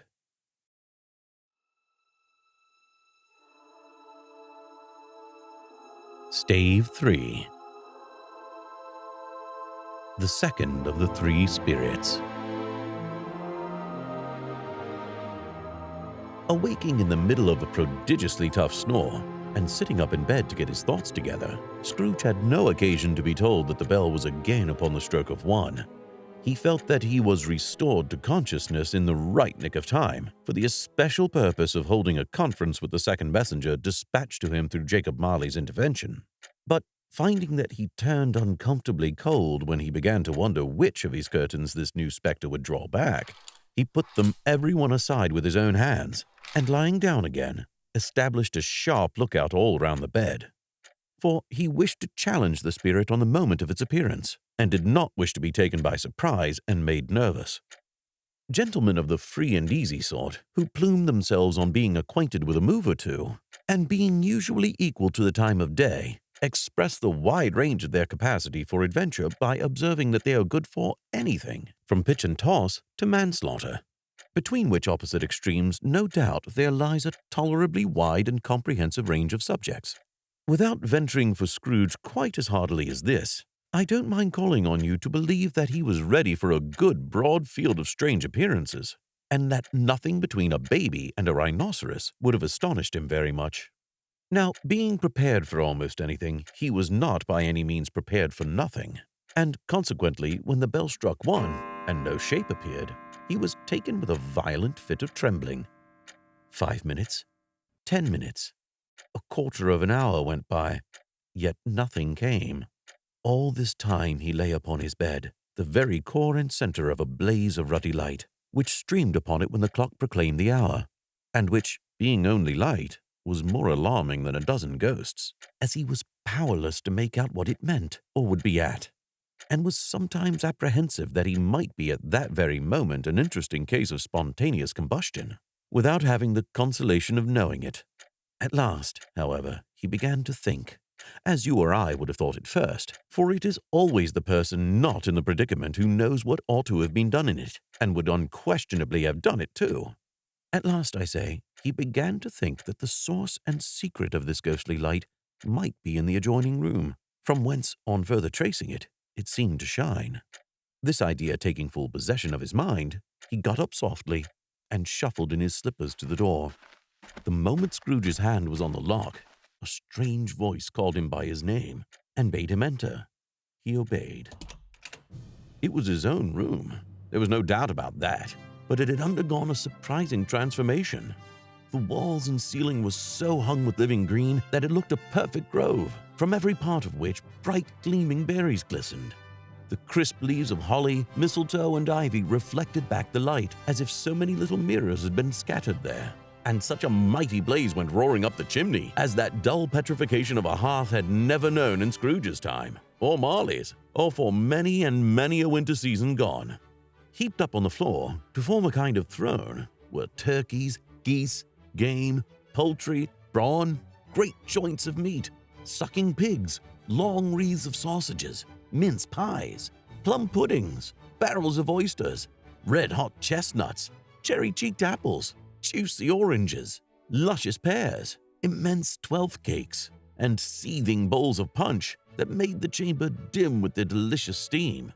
In easy state upon this couch there sat a jolly giant, glorious to see, who bore a glowing torch in shape not unlike Plenty's horn, and held it up, high up, to shed its light on Scrooge as he came peeping round the door. "Come in!" exclaimed the ghost. "Come in and know me better, man!" Scrooge entered timidly and hung his head before this spirit. He was not the dogged Scrooge he had been, and though the spirit's eyes were clear and kind, he did not like to meet them. "I am the ghost of Christmas present," said the spirit. "Look upon me." Scrooge reverently did so. It was clothed in one simple green robe or mantle bordered with white fur. This garment hung so loose on the figure that its capacious breast was bare, as if disdaining to be warded or concealed by any artifice. Its feet, observable beneath ample folds of the garment, were also bare, and on its head it wore no other covering than a holly wreath, set here and there with shining icicles.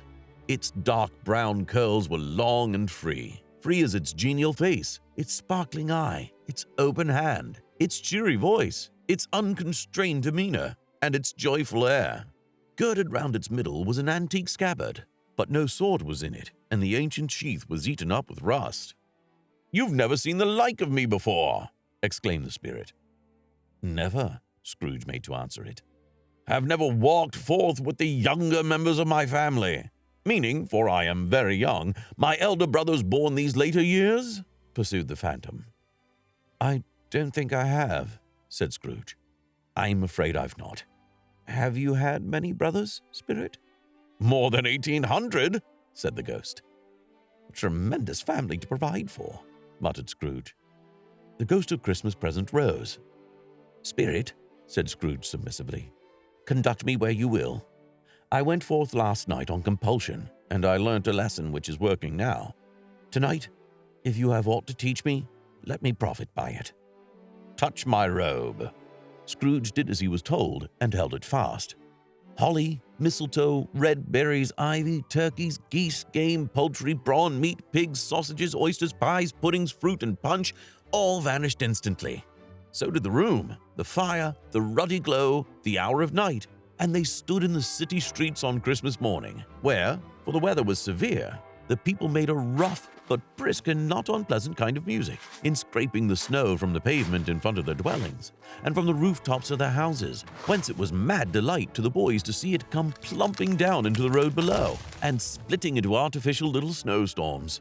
The house fronts looked black enough, and the windows blacker, contrasting with the smooth white sheet of snow upon the roofs and with the dirtier snow upon the ground, which last deposit had been plowed up in deep furrows by the heavy wheels of carts and wagons. Furrows that crossed and recrossed each other hundreds of times where the great streets branched off and made intricate channels hard to trace in the thick yellow mud and icy water.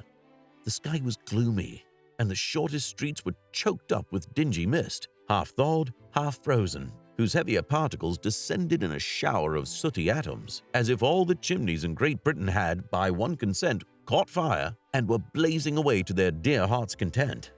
There was nothing very cheerful in the climate or the town, and yet there was an air of cheerfulness abroad that the clearest summer air and brightest summer sun might have endeavored to diffuse in vain.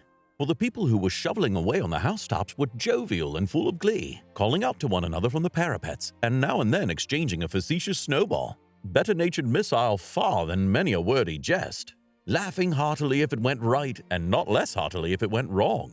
The poulterers' shops were still half open, and the fruiterers were radiant in their glory.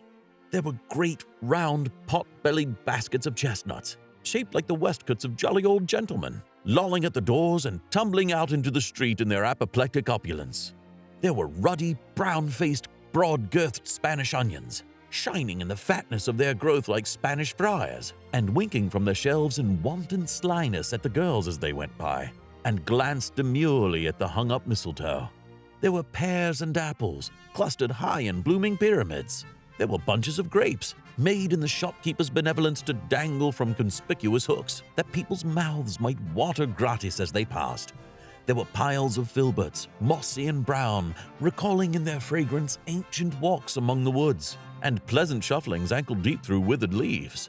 There were Norfolk biffins, squat and swarthy, setting off the yellow of the oranges and lemons, and in the great compactness of their juicy persons, urgently entreating and beseeching to be carried home in paper bags and eaten after dinner. The very gold and silver fish set forth among these choice fruits in a bowl, though members of a dull and stagnant-blooded race, appeared to know that something was going on, and, to a fish, went gasping round and round their little world in slow and passionless excitement. The grocers! Oh, the grocers! Nearly closed, with perhaps 2 shutters down, or 1. But through these gaps such glimpses! It was not alone that the sails descending on the counter made a merry sound, or that the twine and roller parted company so briskly, or that the canisters were rattled up and down like juggling tricks, or even that the blended scents of tea and coffee was so grateful to the nose, or even that the raisins were so plentiful and rare, the almonds so extremely white, the sticks of cinnamon so long and straight, the other spices so delicious, the candied fruits so caked and spotted with molten sugar as to make the coldest lookers-on feel faint and subsequently bilious. Nor was it that the figs were moist and pulpy, or that the French plums blushed in modest tartness from the highly decorated boxes, or that everything was good to eat and in its Christmas dress. But the customers were all so hurried and eager in the hopeful promise of the day that they tumbled up against each other at the door, crashing their wicker baskets wildly, and left their purchases upon the counter, and came running back to fetch them, and committed hundreds of the like mistakes in the best humor possible, while the grocer and his people were so frank and fresh that the polished hearts with which they fastened their aprons behind might have been their own, worn outside for general inspection, and for Christmas dolls to peck at if they chose. But soon the steeples called good people all to church and chapel, and away they came, flocking through the streets in their best clothes and with their gayest faces. And at the same time there emerged from scores of by-streets, lanes, and nameless turnings innumerable people, carrying their dinners to the bakers' shops. The sight of these poor revelers appeared to interest the spirit very much, for he stood with Scrooge beside him in a baker's doorway, and taking off the covers as the bearers passed, sprinkled incense on their dinners from his torch. And it was a very uncommon kind of torch, for once or twice there were some angry words between some dinner carriers who had jostled each other. He shed a few drops of water on them from it, and their good humor was restored directly, for they said it was a shame to quarrel upon Christmas Day, and so it was. God love it, so it was. In time the bells ceased, and the bakers were shut up, and yet there was a genial shadowing forth of all these dinners and the progress of their cooking, in the thawed blotch of wet above each baker's oven, where the pavement smoked as if its stones were cooking too. "Is there a peculiar flavor in what you sprinkle from your torch?" asked Scrooge. "There is. My own." "Would it apply to any kind of dinner on this day?" asked Scrooge. "To any kindly given. To a poor one most." "Why to a poor one most?" asked Scrooge. "Because it needs it most." "Spirit," said Scrooge, after a moment's thought, "I wonder you, of all the beings in the many worlds about us, should desire to cramp these people's opportunities of innocent enjoyment." "I?" cried the Spirit. "You would deprive them of their means of dining every 7th day, often the only day on which they can be said to dine at all," said Scrooge. "Wouldn't you?" "I?" cried the Spirit. "You seek to close these places on the 7th day," said Scrooge, "and it comes to the same thing." "I seek?" exclaimed the Spirit. "Forgive me if I am wrong. It is being done in your name, or at least in that of your family," said Scrooge. "There are some upon this earth of yours," returned the Spirit, "who lay claim to know us, and who do their deeds of passion, pride, ill will, hatred, envy, bigotry, and selfishness in our name, who are as strange to us and all our kith and kin as if they had never lived. Remember that, and charge their doings on themselves, not us." Scrooge promised that he would, and they went on, invisible as they had been before, into the suburbs of the town. It was a remarkable quality of the ghost, which Scrooge had observed at the baker's, that notwithstanding his gigantic size, he could accommodate himself to any place with ease, and that he stood beneath a low roof quite as gracefully and like a supernatural creature as it was possible he could have done in any lofty hall. And perhaps it was the pleasure this good spirit had in showing off this power of his, or else it was his own kind, generous, hearty nature, and his sympathy with all poor men, that led him straight to Scrooge's clerk's. For there he went, and took Scrooge with him, holding to his robe. And on the threshold of the door the spirit smiled, and stopped to bless Bob Cratchit's dwelling with the sprinkling of his torch. Think of that! Bob had but 15 bob a week himself. He pocketed on Saturdays but 15 copies of his Christian name, and yet the ghost of Christmas present blessed his 4-roomed house. Then up rose Mrs. Cratchit, Cratchit's wife, dressed out but poorly in a twice-turned gown, but brave in ribbons, which are cheap and make a goodly show for 6pence. And she laid the cloth, assisted by Belinda Cratchit, second of her daughters, also brave in ribbons, while Master Peter Cratchit plunged a fork into the saucepan of potatoes, and getting the corners of his monstrous shirt collar, Bob's private property, conferred upon his son and heir in honor of the day, into his mouth, rejoiced to find himself so gallantly attired, and yearned to show his linen in the fashionable parks. And now 2 smaller Cratchits, boy and girl, came tearing in, screaming that outside the baker's they had smelt the goose and known it for their own. And basking in luxurious thoughts of sage and onion, these young Cratchits danced about the table and exalted Master Peter Cratchit to the skies, while he, not proud, although his collars nearly choked him, blew the fire, until the slow potatoes bubbling up knocked loudly at the saucepan lid to be let out and peeled. "What has ever got your precious father, then?" said Mrs. Cratchit. "And your brother, Tiny Tim? And Martha went as late last Christmas Day by half an hour." "Here's Martha, mother," said a girl, appearing as she spoke. "Here's Martha, mother," cried the 2 young Cratchits. "Hurrah! There's such a goose, Martha." "Why, bless your heart alive, my dear, how late you are," said Mrs. Cratchit, kissing her a dozen times and taking off her shawl and bonnet for her with officious zeal. "We'd a deal of work to finish up last night," replied the girl, "and had to clear away this morning, mother." "Well, never you mind so long as you come," said Mrs. Cratchit. "Sit ye down before the fire, my dear, and have a warm, Lord bless ye." "No, no, there's father coming," cried the 2 young Cratchits, who were everywhere at once. "Hide, Martha, hide!" So Martha hid herself, and in came little Bob, the father, with at least 3 feet of comforter exclusive of the fringe, hanging down before him, and his threadbare clothes darned up and brushed to look seasonable, and Tiny Tim upon his shoulder. Alas for Tiny Tim! He bore a little crutch, and had his limbs supported by an iron frame. "Why, where's our Martha?" cried Bob Cratchit, looking round. "Not coming," said Mrs. Cratchit. "Not coming?" said Bob, with a sudden declension in his high spirits, for he had been Tiny Tim's blood horse all the way from church and had come home rampant. Not coming upon Christmas Day? Martha didn't like to see him disappointed, if it were only in joke, so she came out prematurely from behind the closet door and ran into his arms, while the two young Cratchits hustled Tiny Tim and bore him off into the wash-house, that he might hear the pudding singing in the copper. "And how did little Tim behave?" asked Mrs. Cratchit, when she had rallied Bob on his credulity, and Bob had hugged his daughter to his heart's content. "As good as gold," said Bob, "and better. Somehow he gets thoughtful, sitting by himself so much, and thinks the strangest things you've ever heard. He told me, coming home, that he hoped the people saw him in the church, because he was a cripple, and it might be pleasant for them to remember upon Christmas Day who made lame beggars walk and blind men see."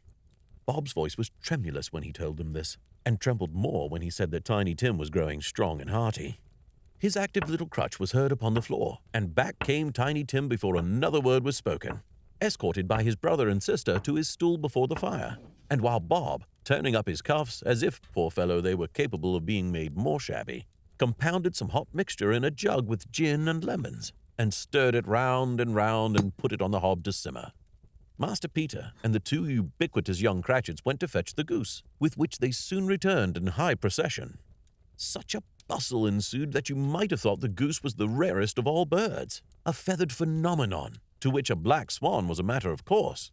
And in truth it was something very like it in that house.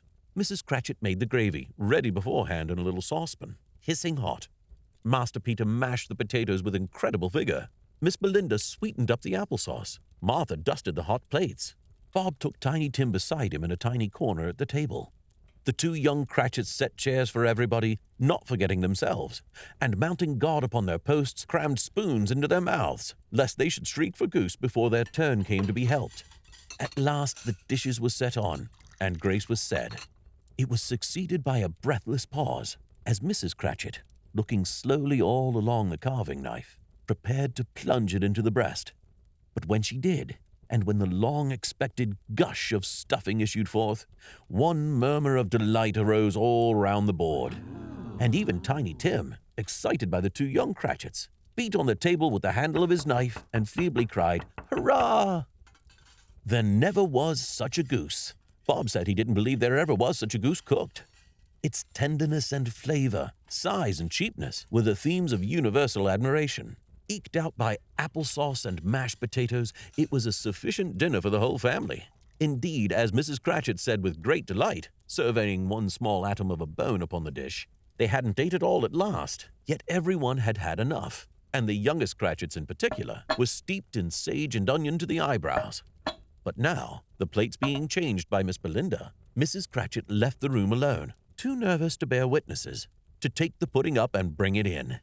Suppose it should not be done enough? Suppose it should break in turning out? Suppose somebody should have got over the wall of the backyard and stolen it while they were merry with the goose? A supposition at which the two young Cratchits became livid. All sorts of horrors were supposed. Hello! A great deal of steam. The pudding was out of the copper. A smell like washing day. That was the cloth. A smell like an eating house and a pastry cook's next door to each other, with a laundress's next door to that. That was the pudding. In half a minute, Mrs. Cratchit entered, flushed but smiling proudly, with the pudding like a speckled cannonball, so hard and firm, blazing in half a quartern of ignited brandy, and bedight with Christmas holly stuck into the top. Oh, a wonderful pudding! Bob Cratchit said, and calmly too, that he regarded it as the greatest success achieved by Mrs. Cratchit since their marriage. Mrs. Cratchit said that now the weight was off her mind, she would confess she had had her doubts about the quantity of flour. Everybody had something to say about it, but nobody said or thought it was at all a small pudding for a large family. It would have been flat heresy to do so. Any Cratchit would have blushed to hint at such a thing. At last the dinner was all done. The cloth was cleared, the hearth swept, and the fire made up. The compound in the jug being tasted, and considered perfect, apples and oranges were put upon the table, and a shovelful of chestnuts on the fire. Then all the Cratchit family drew round the hearth, in what Bob Cratchit called a circle, meaning half a one, and at Bob Cratchit's elbow stood the family display of glass, 2 tumblers, and a custard cup without a handle. These held the hot stuff from the jug, however, as well as golden goblets would have done, and Bob served it out with beaming looks, while the chestnuts on the fire sputtered and cracked noisily. Then Bob proposed, "A Merry Christmas to us all, my dears. God bless us," which all the family re-echoed. "God bless us, every one," said Tiny Tim, last of all. He sat very close to his father's side upon his little stool. Bob held his withered little hand in his, as if he loved the child, and wished to keep him by his side, and dreaded that he might be taken from him. "Spirit," said Scrooge, with an interest he had never felt before, "tell me if Tiny Tim will live." "I see a vacant seat," replied the ghost, "in the poor chimney corner, and a crutch without an owner, carefully preserved. If these shadows remain unaltered by the future, the child will die." "No, no," said Scrooge. "Oh, no, kind spirit, say he'll be spared." "If these shadows remain unaltered by the future, none other of my race," returned the ghost, "will find him here. What then? If he be like to die, he had better do it, and decrease the surplus population." Scrooge hung his head to hear his own words quoted by the spirit, and was overcome with penitence and grief. "Man," said the ghost, "if man you be in heart, not adamant, forbear that wicked cant until you have discovered what the surplus is, and where it is. Will you decide what men shall live, what men shall die? It may be that in the sight of heaven you are more worthless and less fit to live than millions like this poor man's child. Oh, God, to hear the insect on the leaf pronouncing on the too much life among his hungry brothers in the dust." Scrooge bent before the ghost's rebuke, and trembling, cast his eyes upon the ground. But he raised them speedily on hearing his own name. "Mr. Scrooge," said Bob. "I'll give you Mr. Scrooge, the founder of the feast."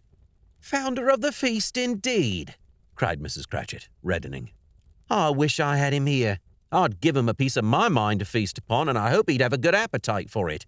"My dear," said Bob, "the children. Christmas Day." "It should be Christmas Day, I'm sure," she said, "on which one drinks the health of such an odious, stingy, hard, unfeeling man as Mr. Scrooge. You know he is, Robert. Nobody knows it better than you do, poor fellow."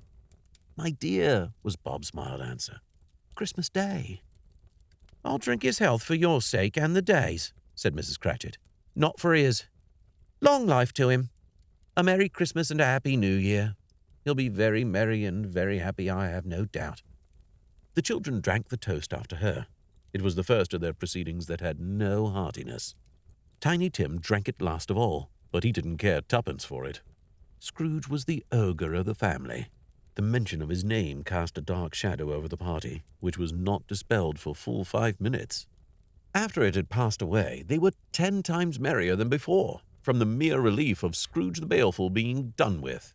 Bob Cratchit told them how he had a situation in his eye for Master Peter, which would bring in, if obtained, full 5 and 6pence weekly. The 2 young Cratchits laughed tremendously at the idea of Peter's being a man of business, and Peter himself looked thoughtfully at the fire from between his collars, as if he were deliberating what particular investments he should favor when he came into the receipt of that bewildering income. Martha, who was a poor apprentice at a milliner's, then told them what kind of work she had to do, and how many hours she worked in a stretch, and how she meant to lie abed tomorrow morning for a good long rest, tomorrow being a holiday she passed at home. Also how she had seen a countess and a lord some days before, and how the lord was much about as tall as Peter, at which Peter pulled up his collars so high that you couldn't have seen his head if you had been there. All this time the chestnuts and the jug went round and round, and by they had a song about a lost child traveling in the snow from Tiny Tim, who had a plaintive little voice, and sang it very well indeed. There was nothing of high mark in this. They were not a handsome family. They were not well dressed. The shoes were far from being waterproof. The clothes were scanty, and Peter might have known, and very likely did, the inside of a pawnbroker's. But they were happy, grateful, pleased with one another, and contented with the time, and when they faded, and looked happier yet in the bright sprinklings of the spirit's torch at parting, Scrooge had his eye upon them, and especially on Tiny Tim, until the last. By this time it was getting dark, and snowing pretty heavily, and as Scrooge and the spirit went along the streets, the brightness of the roaring fires in kitchens, parlors, and all sorts of rooms was wonderful. Here, the flickering of the blaze showed preparations for a cozy dinner, with hot plates baking through and through before the fire, and deep red curtains ready to be drawn to shut out cold and darkness. There, all the children of the house were running out into the snow to meet their married sisters, brothers, cousins, uncles, aunts, and be the first to greet them. Here again were shadows on the window blind of guests assembling, and there a group of handsome girls, all hooded and fur-booted, and all chattering at once, tripped off lightly to some near neighbor's house, where woe upon the single man who saw them enter, artful witches, well they knew it, in a glow. But if you had judged from the numbers of people on their way to friendly gatherings, you might have thought that no one was at home to give them welcome when they got there, instead of every house expecting company, and piling up its fires half-chimney high. Blessings on it, how the ghost exulted! How it bared its breadth of breast, and opened its capacious palm, and floated on, outpouring with a generous hand its bright and harmless mirth on everything within its reach. The very lamplighter who ran on before, dotting the dusky street with specks of light, and who was dressed to spend the evening somewhere, laughed out loudly as the spirit passed, though little kenned the lamplighter that he had any company but Christmas. And now, without a word of warning from the ghost, they stood upon a bleak and desert moor, where monstrous masses of rude stone were cast about, as though it were the burial place of giants, and water spread itself wheresoever it listed, or would have done so but for the frost that held it prisoner, and nothing grew but moss and furze and coarse rank grass. Down in the west, the setting sun had left a streak of fiery red, which glared upon the desolation for an instant, like a sullen eye, and frowning lower, lower, lower yet, was lost in the thick gloom of darkest night. "What place is this?" asked Scrooge. "A place where miners live, who labor in the bowels of the earth," returned the spirit. "But they know me. See." A light shone from the window of a hut, and swiftly they advanced towards it. Passing through the wall of mud and stone, they found a cheerful company assembled round a glowing fire. An old man and woman, with their children and their children's children and another generation beyond that, all decked out gaily in their holiday attire. The old man, in a voice that seldom rose above the howling of the wind upon the barren waste, was singing them a Christmas song. It had been a very old song when he was a boy, and from time to time they all joined in the chorus. So surely as they raised their voices, the old man got quite blithe and loud, and so surely as they stopped, his vigor sank again. The spirit did not tarry here, but bade Scrooge hold his robe, and passing on above the moor sped, whither? Not to see. To see. To Scrooge's horror, looking back, he saw the last of the land, a frightful range of rocks behind them, and his ears were deafened by the thundering of water, as it rolled and roared and raged among the dreadful caverns it had worn, and fiercely tried to undermine the earth. Built upon a dismal reef of sunken rocks, some league or so from shore, on which the waters chafed and dashed the wild year through, there stood a solitary lighthouse. Great heaps of seaweed clung to its base, and storm birds, born of the wind one might suppose, as seaweed of the water, rose and fell about it like the waves they skimmed. But even here, two men who watched the light had made a fire, and through the loophole in the thick stone wall shed out a ray of brightness on the awful sea. Joining their horny hands over the rough table at which they sat, they wished each other Merry Christmas in their can of grog. And one of them, the elder too, with his face all damaged and scarred with hard weather, as the figurehead of an old ship might be, struck up a sturdy song that was like a gale in itself. Again the ghost sped on, above the black and heaving sea. On, until, being far away, as he told Scrooge, from any shore, they lighted on a ship. They stood beside the helmsman at the wheel, the lookout in the bow, the officers who had the watch, dark, ghostly figures in their several stations. But every man among them hummed a Christmas tune, or had a Christmas thought, or spoke below his breath to his companion of some bygone Christmas day, with homeward hopes belonging to it. And every man on board, waking or sleeping, good or bad, had had a kinder word for one another on that day than on any day in the year, and had shared to some extent in its festivities, and had remembered those he cared for at a distance, and had known that they delighted to remember him. It was a great surprise to Scrooge, while listening to the moaning of the wind and thinking what a solemn thing it was to move on through the lonely darkness of an unknown abyss, whose depths were secrets as profound as death. It was a great surprise to Scrooge, while thus engaged, to hear a hearty laugh. It was a much greater surprise to Scrooge to recognize it as his own nephew's, and to find himself in a bright, dry, gleaming room, with the Spirit standing smiling by his side, and looking at that same nephew with approving affability. Laughed Scrooge's nephew. If you should happen, by any unlikely chance, to know a man more blessed in a laugh than Scrooge's nephew, all I can say is, I should like to know him too. Introduce him to me, and I'll cultivate his acquaintance. It is a fair, even-handed, noble adjustment of things that, while there is infection and disease and sorrow, there is nothing in the world so irresistibly contagious as laughter and good humor. When Scrooge's nephew laughed in this way, holding his sides, rolling his head, and twisting his face into the most extravagant contortions, Scrooge's niece, by marriage, laughed as heartily as he, and their assembled friends, being not a bit behindhand, roared out lustily. he, he said that Christmas was a humbug, as I live, cried Scrooge's nephew. He believed it, too. More shame for him, Fred, said Scrooge's niece indignantly. Bless those women, they never do anything by halves. They are always in earnest. She was very pretty, exceedingly pretty, with a dimpled, surprised-looking capital face, a ripe little mouth that seemed made to be kissed, as no doubt it was, all kinds of good little dots about her chin that melted into one another when she laughed, and the sunniest pair of eyes you ever saw in any little creature's head. Altogether, she was what one would have called provoking, but satisfactory, too. Oh, perfectly satisfactory. He's a comical old fellow, said Scrooge's nephew. That's the truth, and not so pleasant as he might be. However, his offences carry their own punishment, and I have nothing to say against him. I'm sure he's very rich, Fred, hinted Scrooge's niece. At least you always tell me so. What of that, my dear? Said Scrooge's nephew.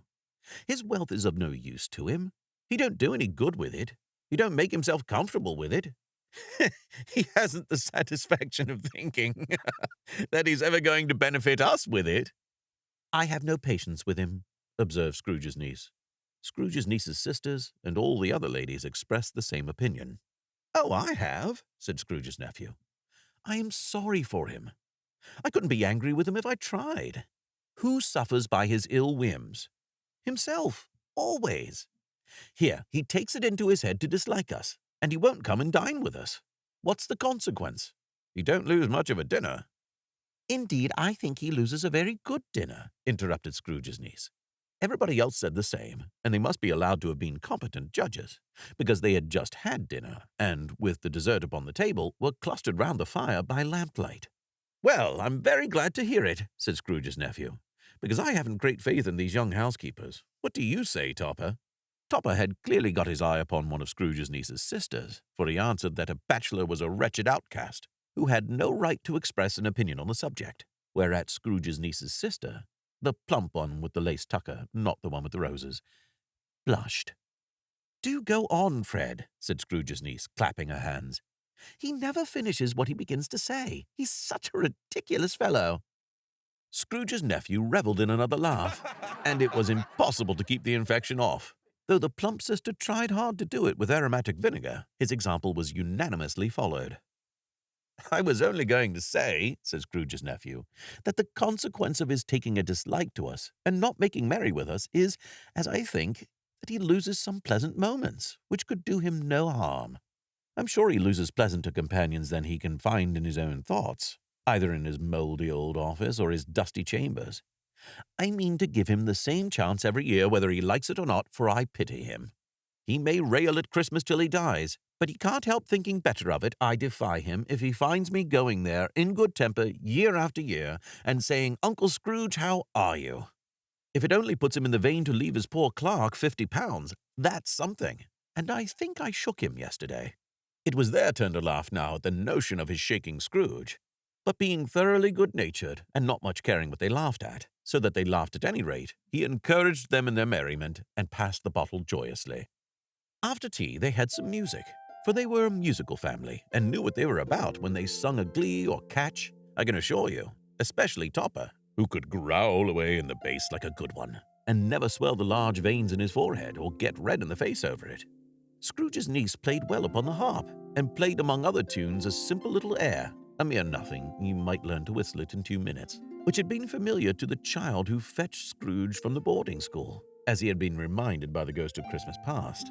When this strain of music sounded, all the things that ghost had shown him came upon his mind. He softened more and more, and thought that if he could have listened to it often, years ago, he might have cultivated the kindness of life for his own happiness with his own hands, without resorting to the sexton's spade that buried Jacob Marley. But they didn't devote the whole evening to music. After a while, they played at forfeits, for it is good to be children sometimes, and never better than at Christmas, when its mighty founder was a child himself. Stop, there was first a game at Blind Man's Buff. Of course there was. And I no more believe Topper was really blind than I believe he had eyes in his boots. In my opinion, that it was a done thing between him and Scrooge's nephew, and that the ghost of Christmas present knew it. The way he went after that plump sister in the lace tucker was an outrage on the credulity of human nature. Knocking down the fire irons, tumbling over the chairs, bumping against the piano, smothering himself among the curtains. Wherever she went, there he went. He always knew where the plump sister was. He wouldn't catch anybody else. If you had fallen up against him, as some of them did, on purpose, he would have made a feint of endeavoring to seize you, which would have been an affront to your understanding, and would instantly have sidled off in the direction of the plump sister. She often cried out that it wasn't fair, and it really was not. But when, at last, he caught her, when, in spite of all her silken rustlings and her rapid flutterings past him, he got her into a corner whence there was no escape, then his conduct was the most execrable, for his pretending not to know her, his pretending that it was necessary to touch a headdress, and further to assure himself of her identity by pressing a certain ring upon her finger and a certain chain about her neck, was vile, monstrous. No doubt she told him her opinion of it when, another blind man being in office, they were so very confidential together behind the curtains. Scrooge's niece was not one of the blind man's buff party, but was made comfortable with a large chair and a footstool in a snug corner, where the ghost and Scrooge were close behind her. But she joined in the forfeits, and loved her love to admiration with all the letters of the alphabet. Likewise, at the game of how, when, and where, she was very great, and to the secret joy of Scrooge's nephew, beat her sisters hollow, though they were sharp girls too, as Topper could have told you. There might have been 20 people there, young and old, but they all played, and so did Scrooge. For wholly forgetting in the interest he had in what was going on, that his voice made no sound in their ears, he sometimes came out with his guess quite loud, and very often guessed quite right too, for the sharpest needle, best Whitechapel, warranted not to cut in the eye, was not sharper than Scrooge, blunt as he took it in his head to be.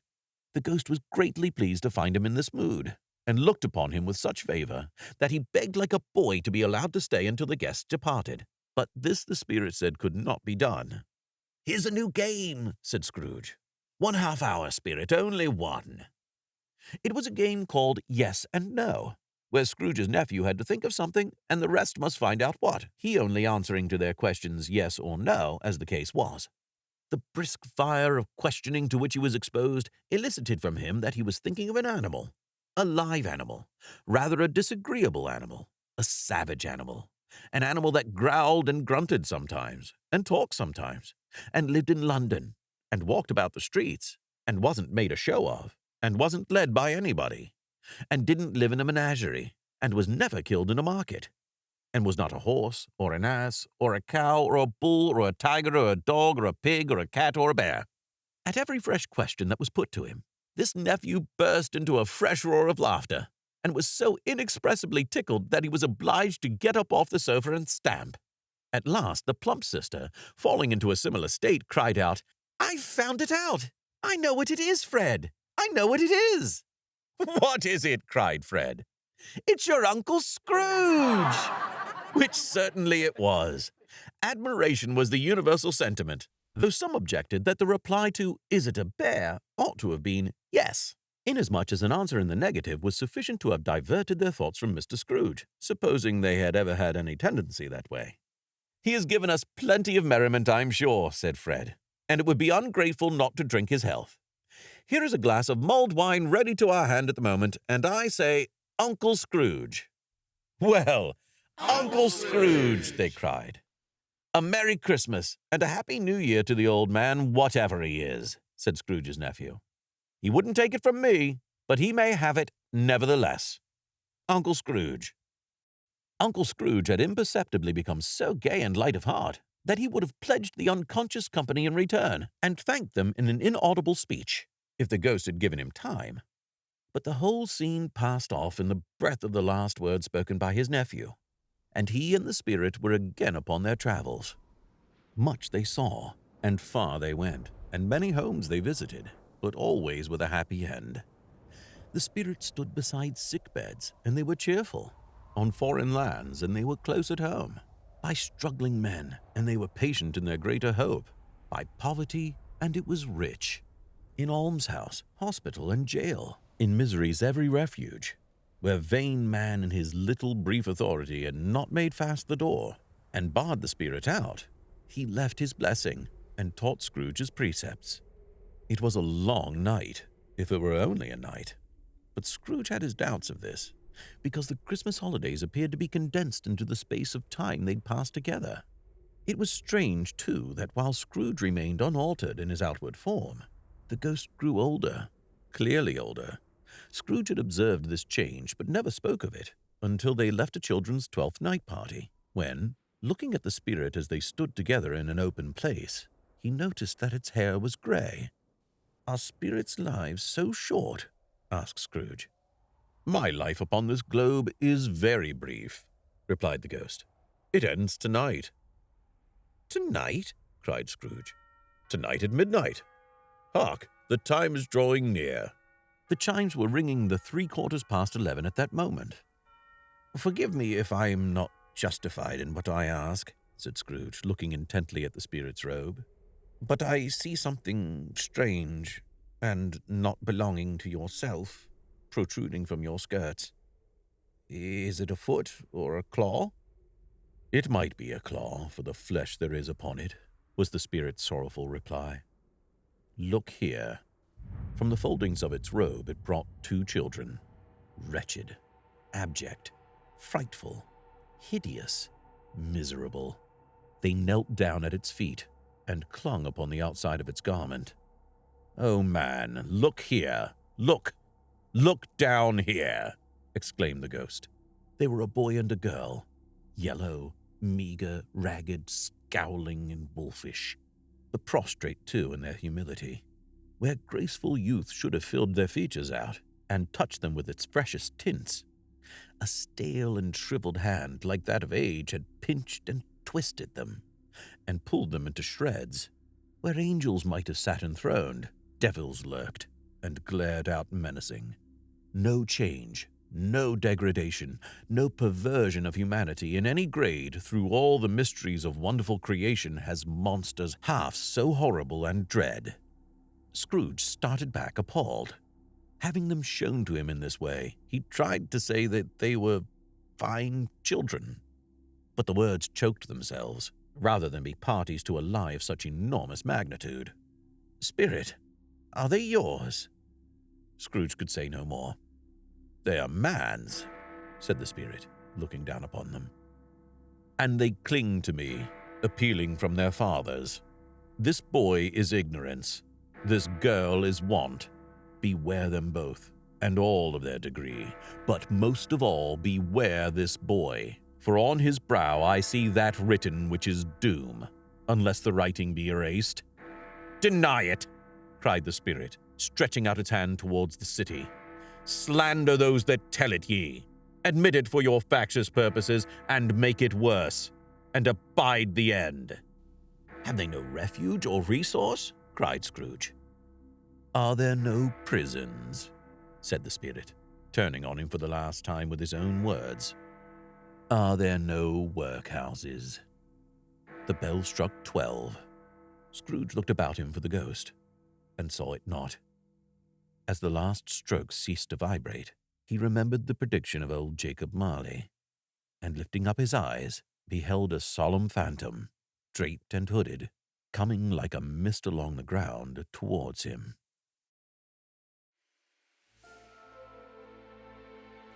Stave 4. The Last of the Spirits. The phantom slowly, gravely, silently approached. When it came near him, Scrooge bent down upon his knee, for in the very air through which this spirit moved, it seemed to scatter gloom and mystery. It was shrouded in a deep black garment, which concealed its head, its face, its form, and left nothing of it visible, save one outstretched hand. But for this it would have been difficult to detach its figure from the night, and separate it from the darkness by which it was surrounded. He felt that it was tall and stately when it came beside him, and that its mysterious presence filled him with a solemn dread. He knew no more, for the spirit neither spoke nor moved. "I am in the presence of the ghost of Christmas yet to come," said Scrooge. The spirit answered not, but pointed onward with its hand. "You are about to show me shadows of the things that have not happened, but will happen in the time before us?" Scrooge pursued. "Is that so, spirit?" The upper portion of the garment was contracted for an instant in its folds, as if the spirit had inclined its head. That was the only answer he received. Although well used to ghostly company by this time, Scrooge feared the silent shape so much that his legs trembled beneath him, and he found that he could hardly stand when he prepared to follow it.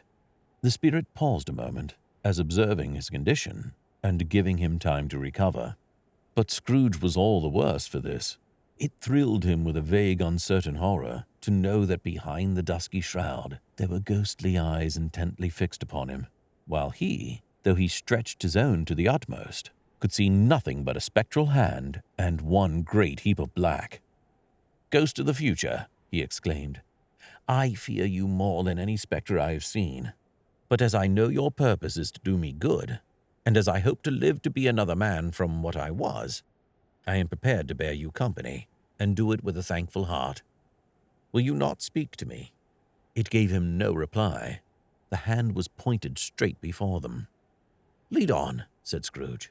"Lead on. The night is waning fast, and it is precious time to me, I know. Lead on, spirit." The phantom moved away as it had come towards him. Scrooge followed in the shadow of its dress, which bore him up, he thought, and carried him along.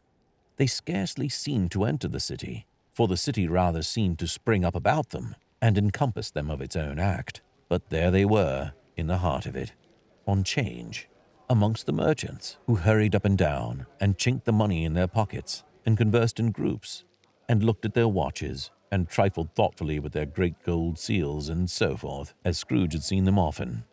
The spirit stopped beside one little knot of businessmen. Observing that the hand was pointed to them, Scrooge advanced to listen to their talk. "No," said a great fat man with a monstrous chin. "I don't know much about it either way. I only know he's dead." "When did he die?" inquired another. "Last night, I believe." "Why, what was the matter with him?"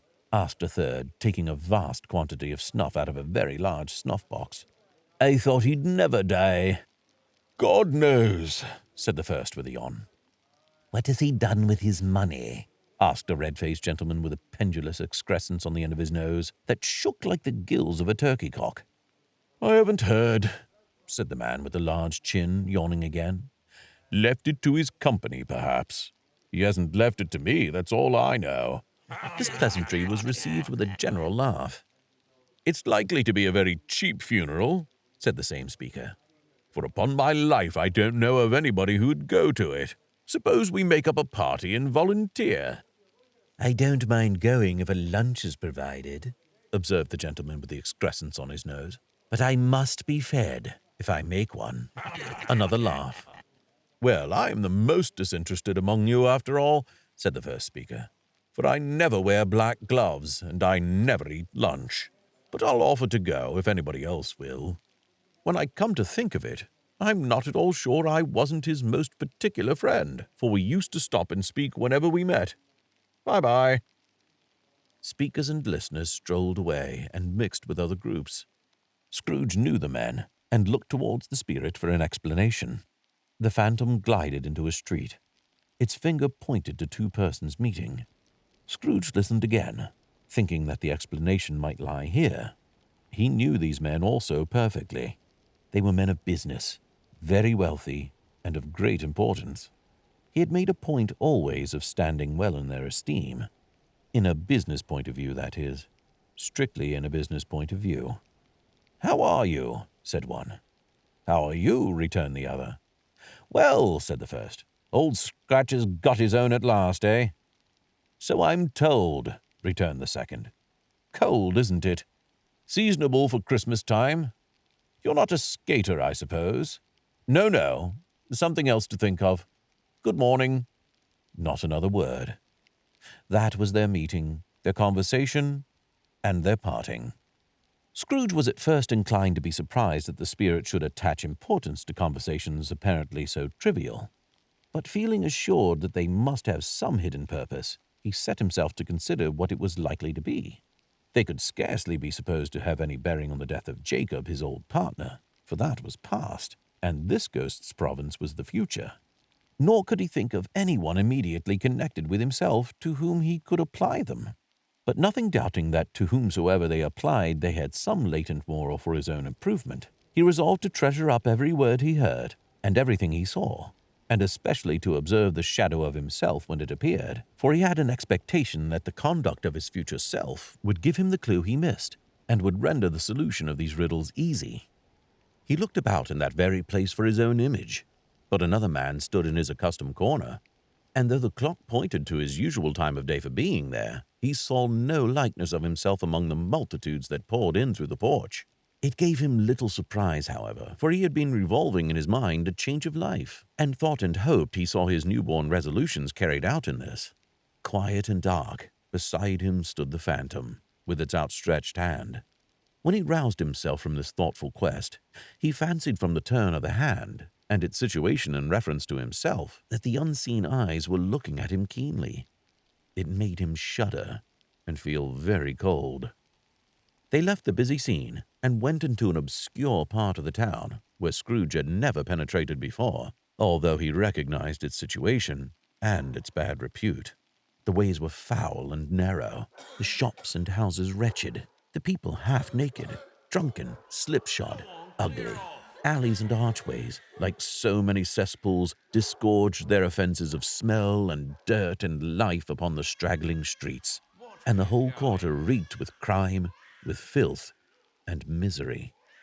Far in this den of infamous resort, there was a low-browed, beetling shop below a penthouse roof, where iron, old rags, bottles, bones, and greasy offal were bought. Upon the floor within were piled up heaps of rusty keys, nails, chains, hinges, files, scales, weights, and refuse iron of all kinds. Secrets that few would like to scrutinize were bred and hidden in mountains of unseemly rags, masses of corrupted fat, and sepulchres of bones. Sitting in among the wares he dealt in, by a charcoal stove made of bricks, was a gray-haired rascal, nearly 70 years of age, who had screened himself from the cold air without by a frowsy curtaining of miscellaneous tatters hung upon a line, and smoked his pipe in all the luxury of calm retirement. Scrooge and the phantom came into the presence of this man, just as a woman with a heavy bundle slunk into the shop. But she had scarcely entered when another woman, similarly laden, came in too, and she was closely followed by a man in faded black, who was no less startled by the sight of them than they had been upon the recognition of each other. After a short period of blank astonishment, in which the old man with the pipe had joined them, they all three burst into a laugh. "Let the charwoman alone be the first," cried she who had entered first. "Let the laundress alone to be the second, and let the undertaker's man alone to be the third. Look here, old Joe, here's a chance. If we haven't all three met here without meaning it." "You couldn't have met in a better place," said old Joe, removing the pipe from his mouth. "Come into the parlour. You were made free of it long ago, you know, and the other two ain't strangers. Stop till I shut the door of the shop. Ah, how it shrieks! There ain't such a rusty bit of metal in the place as its own hinges, I believe, and I'm sure there's no such old bones here as mine." We're all suitable to our calling. We're well matched. Come into the parlor. Come into the parlor." The parlor was the space behind the screen of rags. The old man raked the fire together with an old stair rod, and having trimmed his smoky lamp, for it was night, with the stem of his pipe, put it in his mouth again. While he did this, the old woman who had already spoken threw her bundle on the floor, and sat down in a flaunting manner on a stool, crossing her elbows on her knees, and looking with a bold defiance at the other two. "What odds, then? What odds, Mrs. Dilber?" said the old woman. "Every person has a right to take care of themselves. He always did." "That's true indeed," said the laundress. "No man more so." "Why, then, don't stand staring as if you was afraid, woman. Who's the wiser? We're not going to pick holes in each other's coats, I suppose." "No, indeed," said Mrs. Dilber and the other man together. "We should hope not." "Very well, then," cried the woman. "That's enough. Who's the worse for a loss of a few things like these? Not a dead man, I suppose." "No, indeed," said Mrs. Dilber, laughing. "If he wanted to keep 'em after he was dead, wicked old screw," pursued the woman, "why wasn't he natural in his lifetime? If he had been, he'd have had somebody to look after him when he was struck with death, instead of lying gasping out his last there, alone by himself." "It's the truest word that ever was spoke," said Mrs. Dilber. "It's a judgment on him." "I wish it was a little heavier judgment," replied the woman. "And it should have been, you may depend upon it, if I could have laid my hands on anything else. Open that bundle, old Joe, and let me know the value of it. Speak out plain. I'm not afraid to be the first, nor afraid for them to see it. We knew pretty well that we was helping ourselves before we met here, I believe. It's no sin. Open the bundle, Joe." But the gallantry of her friends would not allow of this, and the man in faded black mounted the breach first, produced his plunder. It was not extensive. A seal or two, a pencil case, a pair of sleeve buttons, and a brooch of no great value were all. They were severally examined and appraised by old Joe, who chalked the sums he was disposed to give for each upon the wall, and added them up into a total when he found there was nothing more to come. "That's your account," said Joe, "and I wouldn't give another sixpence if I was to be boiled for not doing it. Who's next?" Mrs. Dilber was next. Sheets and towels, a little wearing apparel, 2 old-fashioned silver teaspoons, a pair of sugar tongs, and a few boots. Her account was stated on the wall in the same manner. "I always give too much to the ladies. It's a weakness of mine, and that's the way I ruin myself," said old Joe. "That's your account. If you asked me for another penny and made it an open question, I'd repent of being so liberal and knock off half a crown." "And now undo my bundle, Joe," said the first woman. Joe went down on his knees for the greater convenience of opening it, and having unfastened a great many knots, dragged out a large and heavy roll of some dark stuff. "What do you call this?" said Joe. "Bed curtains." "Ah," returned the woman, laughing and leaning forward on her crossed arms. "Bed curtains." "You don't mean to say you took 'em down, rings and all, with him lying there?" said Joe. "Yes, I do," replied the woman. "Why not?" "You were born to make your fortune," said Joe. "You'll certainly do it." "I certainly shan't hold my hand when I can get anything in it by reaching it out, for the sake of such a man as he was. I promise you, Joe," returned the woman coolly. "Don't drop that oil upon the blankets now." "His blankets?" asked Joe. "Who else's do you think?" replied the woman. "He isn't likely to take cold without them, I dare say." "I hope he didn't die of anything catching, eh?" said old Joe, stopping his work and looking up. "Don't you be afraid of that," returned the woman. "I ain't so fond of his company that I'd loiter about him for such things if he did. Ah, you may look through that shirt until your eyes ache, but you won't find a hole in it nor a threadbare place. It's the best he had, and a fine one, too. They'd have wasted it if it hadn't been for me." "What do you call wasting of it?" asked old Joe. "Putting it on him to be buried in, to be sure," replied the old woman with a laugh. "Somebody was fool enough to do it, but I took it off again. If calico ain't good enough for such a purpose, it isn't good for anything. It's quite as becoming to the body. He can't look any uglier than he did in that one." Scrooge listened to this dialogue in horror, as they sat grouped about their spoil, in the scanty light afforded by the old man's lamp. He viewed them with a detestation and disgust which could hardly have been greater, though they had been obscene demons marketing the corpse itself. Laughed the same woman, when old Joe, producing a flannel bag with money in it, told out their several gains upon the ground. This is the end of it, you see. He frightened everyone away from him when he was alive to profit us when he was dead. Spirit, said Scrooge, shuddering from head to foot. I see. The case of this unhappy man might be my own. My life tends that way now.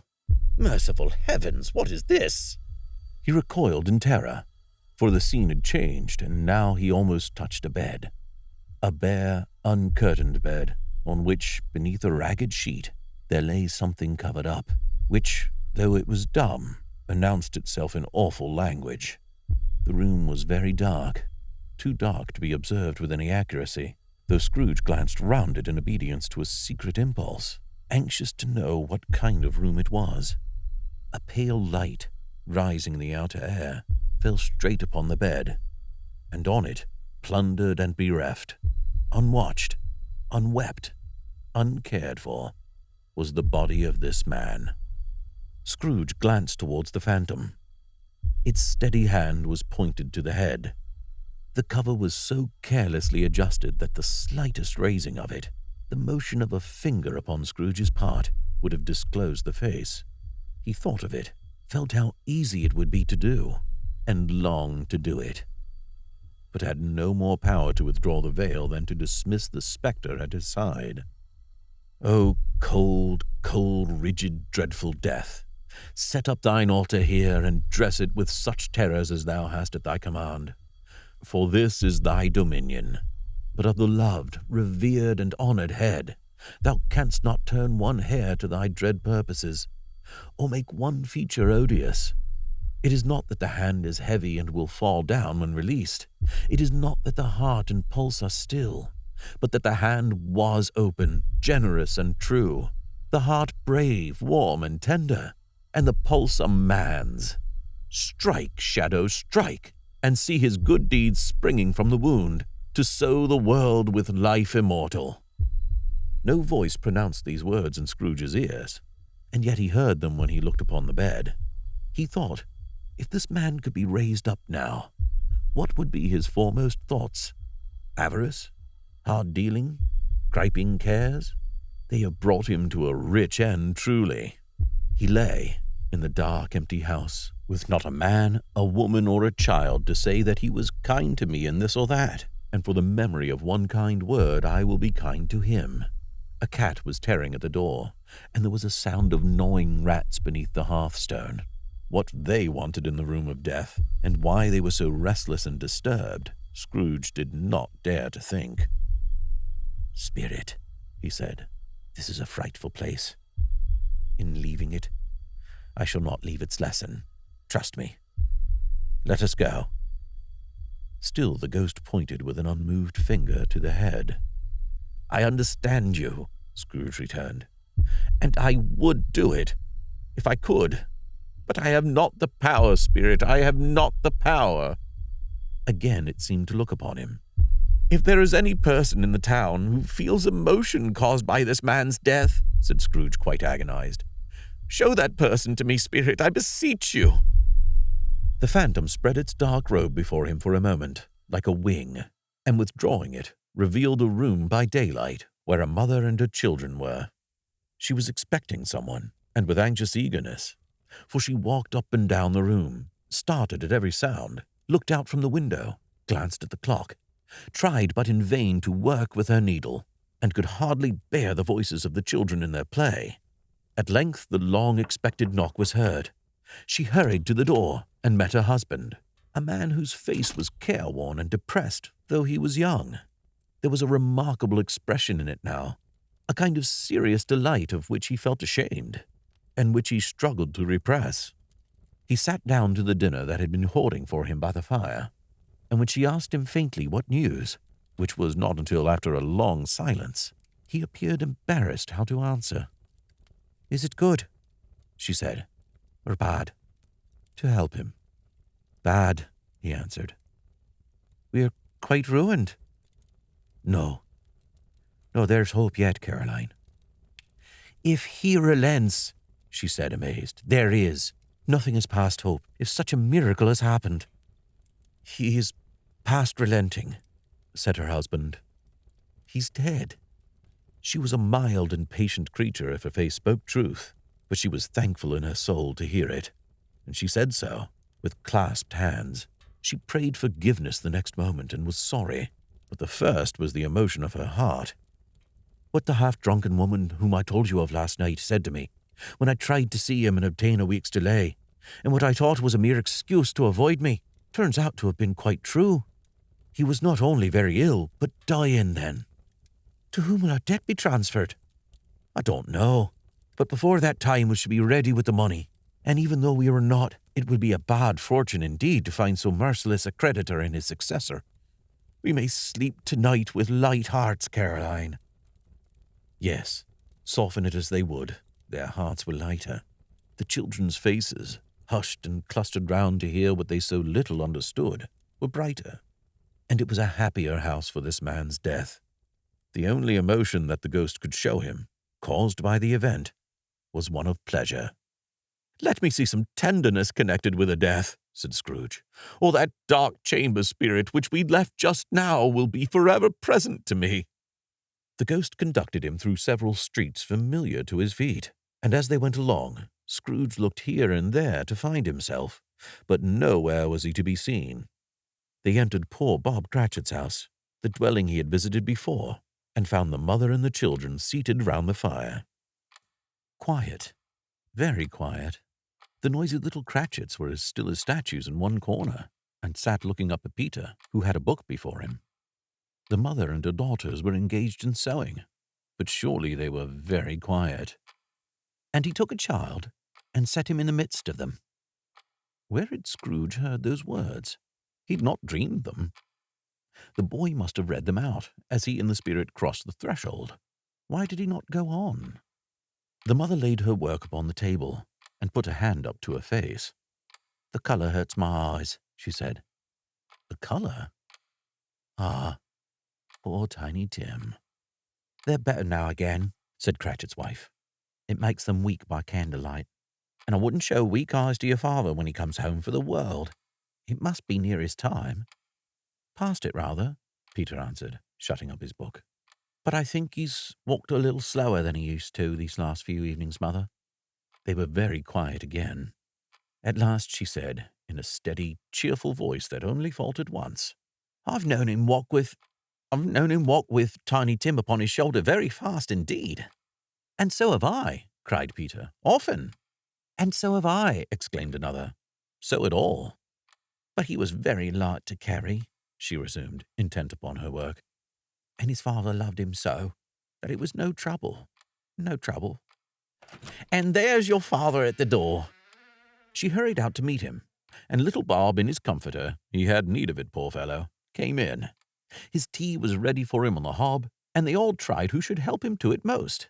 Then the two young Cratchits got upon his knees and laid each child a little cheek against his face, as if they said, Don't mind it, father. Don't be grieved. Bob was very cheerful with them, and spoke pleasantly to all the family.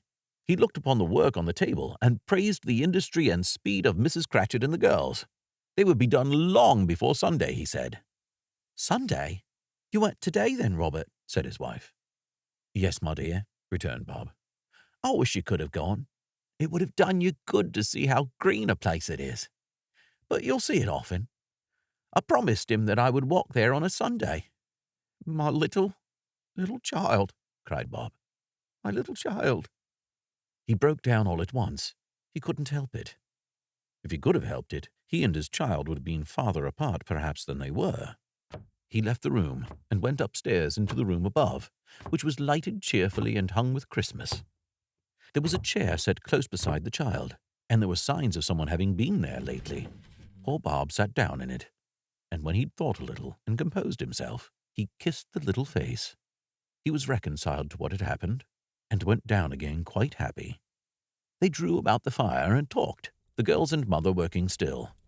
Bob told them of the extraordinary kindness of Mr. Scrooge's nephew, whom he had scarcely seen but once, and who, meeting him in the street that day, and seeing that he looked a little just a little down, you know, said Bob, inquired what had happened to distress him. On which, said Bob, for he is the pleasantest spoken gentleman you ever heard, I told him. I am heartily sorry for it, Mr. Cratchit, he said, and heartily sorry for your good wife. By the by, however did he know that? I don't know. Knew what, my dear? Why, that you were a good wife, replied Bob. Everybody knows that, said Peter. Very well observed, my boy, cried Bob. I hope they do. Heartily sorry, he said, for your good wife. If I can be of service to you in any way, he said, giving me his card. That's where I live. Pray come to me. Now it wasn't, cried Bob, for the sake of anything he might be able to do for us, so much as for his kind way, that this was quite delightful. It really seemed as if he had known our Tiny Tim, and felt with us. I'm sure he's a good soul, said Mrs. Cratchit. You would be surer of it still, my dear, returned Bob, if you saw and spoke to him. I shouldn't be at all surprised, mark what I say, if he got Peter a better situation. Only hear that, Peter, said Mrs. Cratchit. And then, cried one of the girls, Peter will be keeping company with someone, and setting up for himself. Get along with you, retorted Peter, grinning. It's just as likely as not, said Bob, one of these days. Though there's plenty of time for that, my dear. But however and whenever we part from one another, I'm sure we shall none of us forget poor Tiny Tim, shall we? Or this first parting there was among us. Never, father, cried they all. And I know, said Bob, I know, my dears, that when we recollect how patient and mild he was, although he was a little child, we shall not quarrel easily among ourselves, and forget poor Tiny Tim in doing it. No, never, father, they all cried again. I'm very happy, said little Bob. I am very happy. Mrs. Cratchit kissed him. His daughters kissed him. The two young Cratchits kissed him. And Peter and himself shook hands. Spirit of Tiny Tim, thy childish essence was from God. Spectre, said Scrooge, something informs me that our parting moment is at hand. I know it, but I know not how. Tell me what man that was whom we saw lying dead. The ghost of Christmas yet to come conveyed him, as before, though at a different time, he thought. Indeed, there seemed no order in these latter visions, save that they were in the future, into the resorts of business men, but showed him not himself. Indeed, the spirit did not stay for anything, but went straight on, as to the end just now desired, until besought by Scrooge to tarry for a moment. This court, said Scrooge, through which we hurry now, is where my place of occupation is, and has been for a length of time. I see the house. Let me behold what I shall be in days to come. The spirit stopped. The hand was pointed elsewhere. The house is yonder, Scrooge exclaimed. Why do you point away? The inexorable finger underwent no change. Scrooge hastened to the window of his office and looked in. It was an office still, but not his. The furniture was not the same, and the figure in the chair was not himself. The phantom pointed as before. He joined it once again, and wondering why and whither he had gone, accompanied it until they reached an iron gate. He paused to look round before entering. A churchyard. Here, then, the wretched man whose name he had now to learn lay underneath the ground. It was a worthy place, walled in by houses, overrun by grass and weeds, the growth of vegetation's death, not life, choked up with too much burying, fat with repleted appetite. A worthy place. The spirit stood among the graves and pointed down to one. He advanced towards it, trembling. The phantom was exactly as it had been, but he dreaded that he saw new meaning in its solemn shape. Before I draw nearer to that stone to which you point, said Scrooge, answer me one question. Are these the shadows of the things that will be, or are they shadows of things that may be only? Still the ghost pointed downward to the grave by which it stood. Men's causes will foreshadow certain ends to which, if preserved in, they must lead, said Scrooge. But if the causes be departed from, the ends will change. Say it is thus with what you show me. The spirit was immovable as ever. Scrooge crept toward it, trembling as he went, and following the finger read upon the stone of the neglected grave his own name, Ebenezer Scrooge. Am I that man who lay upon the bed? He cried upon his knees. The finger pointed from the grave to him and back again. "No, spirit! Oh, no, no!" The finger was still there. "Spirit," he cried, tightly clutching at its robe. "Hear me! I am not the man I was. I will not be the man I must have been before this intercourse. Why show me this if I am past all hope?" For the first time the hand appeared to shake. "Good spirit," he pursued, as down upon the ground he fell before it. "Your nature intercedes for me and pities me. Assure me that I yet may change these shadows you have shown me by an altered life." The kind hand trembled. "I will honor Christmas in my heart and try to keep it all the year. I will live in the past, the present, and the future. The spirits of all three shall strive within me. I will not shut out the lessons they teach. Oh, tell me that I may sponge away the writing on this stone." In his agony, he caught the spectral hand. It sought to free itself, but he was strong in his entreaty and detained it. The spirit, stronger yet, repulsed him. Holding up his hands in a last prayer to have his fate reversed, he saw an alteration in the phantom's hood and dress. It shrunk, collapsed, and dwindled down into a bedpost. Stave 5. The end of it. Yes, and the bedpost was his own. The bed was his own. The room was his own. Best and happiest of all, the time before him was his own, to make amends in. "I will live in the past, the present, and the future," Scrooge repeated as he scrambled out of bed. "The spirits of all three shall strive within me. Oh, Jacob Marley, heaven and the Christmas time be praised for this. I say it on my knees, old Jacob, on my knees." He was so fluttered and so glowing with his good intentions that his broken voice would scarcely answer to his call. He had been sobbing violently in his conflict with the spirit, and his face was wet with tears. "They're not torn down," cried Scrooge, folding one of his bed curtains in his arms. "They are not torn down, rings and all. They are here. I'm here. And the shadows of things that would have been may be dispelled. They will be. I know they will." His hands were busy with his garments all this time, turning them inside out, putting them on upside down, tearing them, mislaying them, making them parties to every kind of extravagance. "I don't know what to do," cried Scrooge, laughing and crying in the same breath, and making a perfect Laocoon of himself with his stockings. "I'm as light as a feather. I'm as happy as an angel. I'm as merry as a schoolboy. I'm as giddy as a drunken man. A Merry Christmas to everybody. A Happy New Year to all the world. Hello! Whoop! Hello!" He had frisked into the sitting room and was now standing there, perfectly winded. "There's the saucepan that the gruel was in," cried Scrooge, starting off again and going round the fireplace. "There's the door by which the ghost of Jacob Marley entered. There's the corner where the ghost of Christmas Present sat. There's the window where I saw the wandering spirits. It's all right. It's all true. It all happened." Really, for a man who had been out of practice for so many years, it was a splendid laugh, a most illustrious laugh, the father of a long, long line of brilliant laughs. "I don't know what day of the month it is," said Scrooge. "I don't know how long I've been among the spirits. I don't know anything. I'm quite a baby. Never mind, I don't care. I'd rather be a baby. Hello, whoop, hello here." He was checked in his transports by the churches ringing out the lustiest peals he had ever heard. Clash, clang, hammer, ding, dong, bell, bell, dong, ding, hammer, clash, clang. Oh, glorious, glorious. Running to the window, he opened it and put out his head. No fog, no mist, clear, bright, jovial, stirring cold. Cold, piping for the blood to dance to. Golden sunlight, heavenly sky, sweet fresh air, merry bells, oh, glorious, glorious. "What's today?" cried Scrooge, calling downward to a boy in Sunday clothes, who perhaps had loitered in to look about him. "Eh?" returned the boy, with all his might of wonder. "What's today, my fine fellow?" said Scrooge. "Today?" replied the boy. "Why, it's Christmas Day." "It's Christmas Day," said Scrooge to himself. "I haven't missed it. The spirits have done it all in one night. They can do anything they want. Of course they can. Of course they can.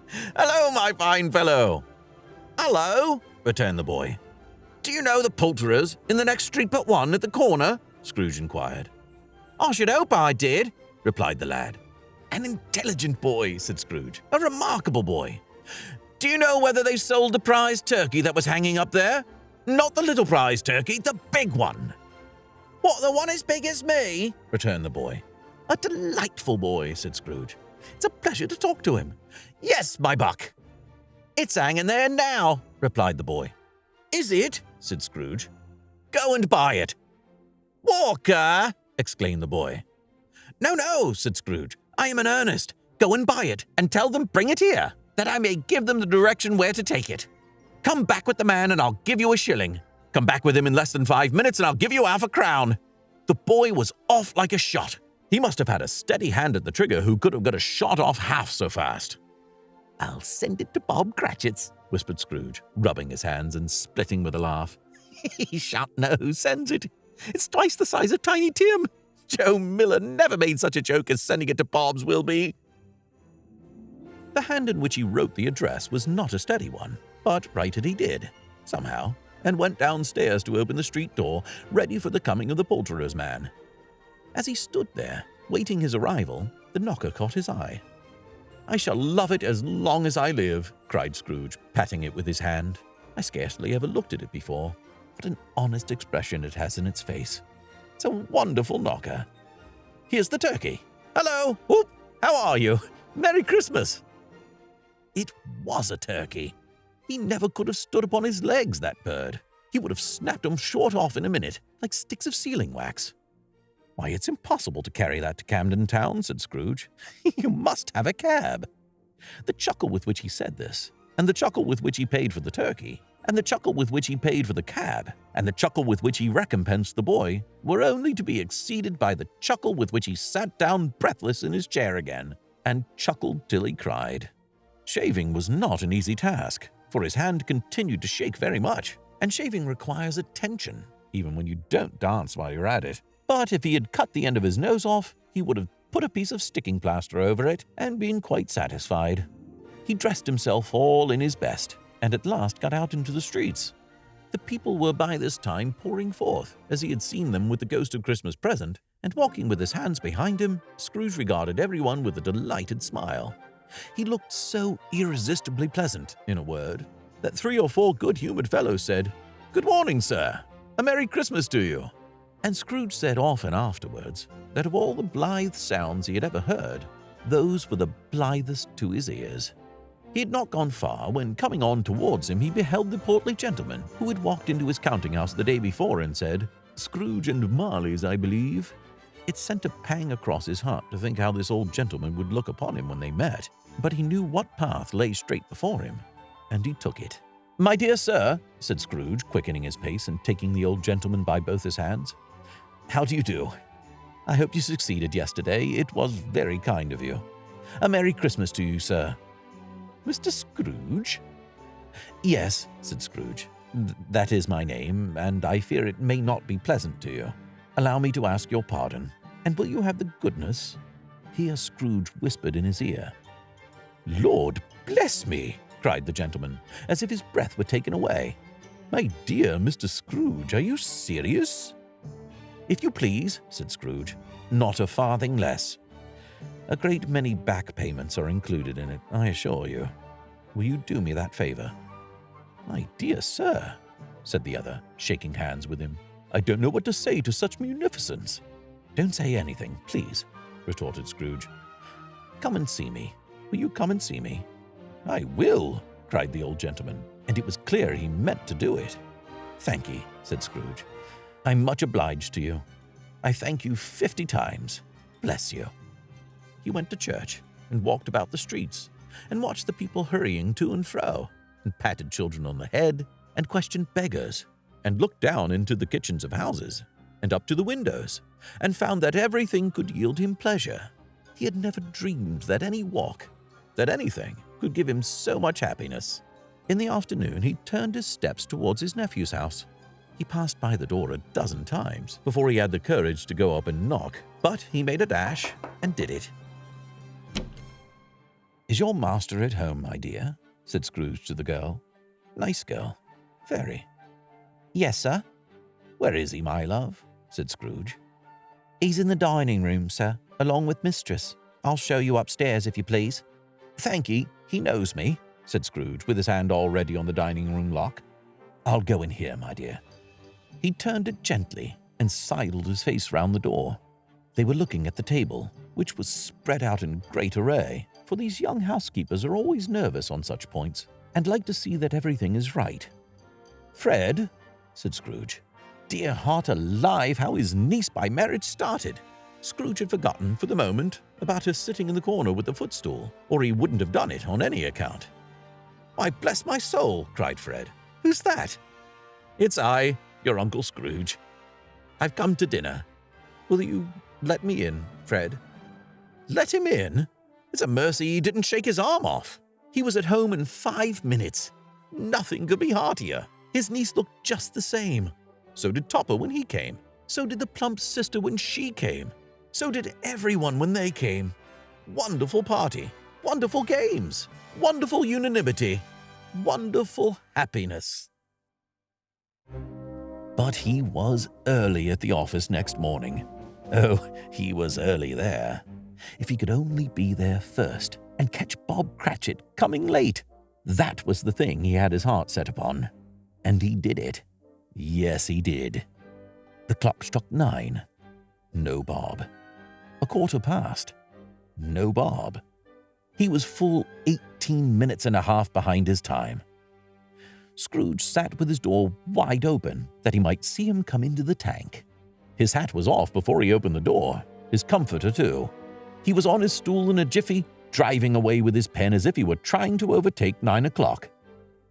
"Hello," growled Scrooge in his accustomed voice, as near as he could feign it. "What do you mean by coming here at this time of day?" "I'm very sorry, sir," said Bob. "I am behind my time." "You are?" repeated Scrooge. "Yes, I think you are. Step this way, sir, if you please." "It's only once a year, sir," pleaded Bob, appearing from the tank. "It shall not be repeated. I was making rather merry yesterday, sir."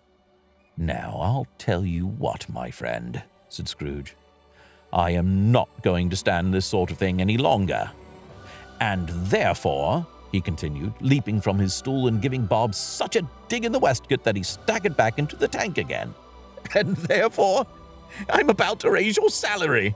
Bob trembled and got a little nearer to the ruler. He had a momentary idea of knocking Scrooge down with it, holding him and calling to the people in the court for help and a straight waistcoat. "A Merry Christmas, Bob," said Scrooge, with an earnestness that could not be mistaken, as he clapped him on the back. "A merrier Christmas, Bob, my good fellow, than I have given you for many a year. I'll raise your salary and endeavor to assist your struggling family, and we'll discuss your affairs this very afternoon over a bowl of smoking bishop, Bob. Make up the fires, and buy another coal scuttle before you dart another eye, Bob Cratchit." Scrooge was better than his word. He did it all, and infinitely more. And to Tiny Tim, who did not die, he was a second father. He became as good a friend, as good a master, as good a man as the good old city knew, or any other good old city, town, or borough in the good old world. Some people laughed to see the alteration in him, but he let them laugh, and little heeded them, for he was wise enough to know that nothing ever happened on this globe for good at which some people did not have their fill of laughter in the outset, and knowing that such as these would be blind anyway, he thought it quite as well that they should wrinkle up their eyes in grins and have the malady in less attractive forms. His own heart laughed, and that was quite enough for him. He had no further intercourse with spirits, but lived upon the total abstinence principle ever afterwards. And it was always said of him that he knew how to keep Christmas well, if any men alive possessed the knowledge. May that be truly said of us, and all of us. And so, as Tiny Tim observed, God bless us, everyone.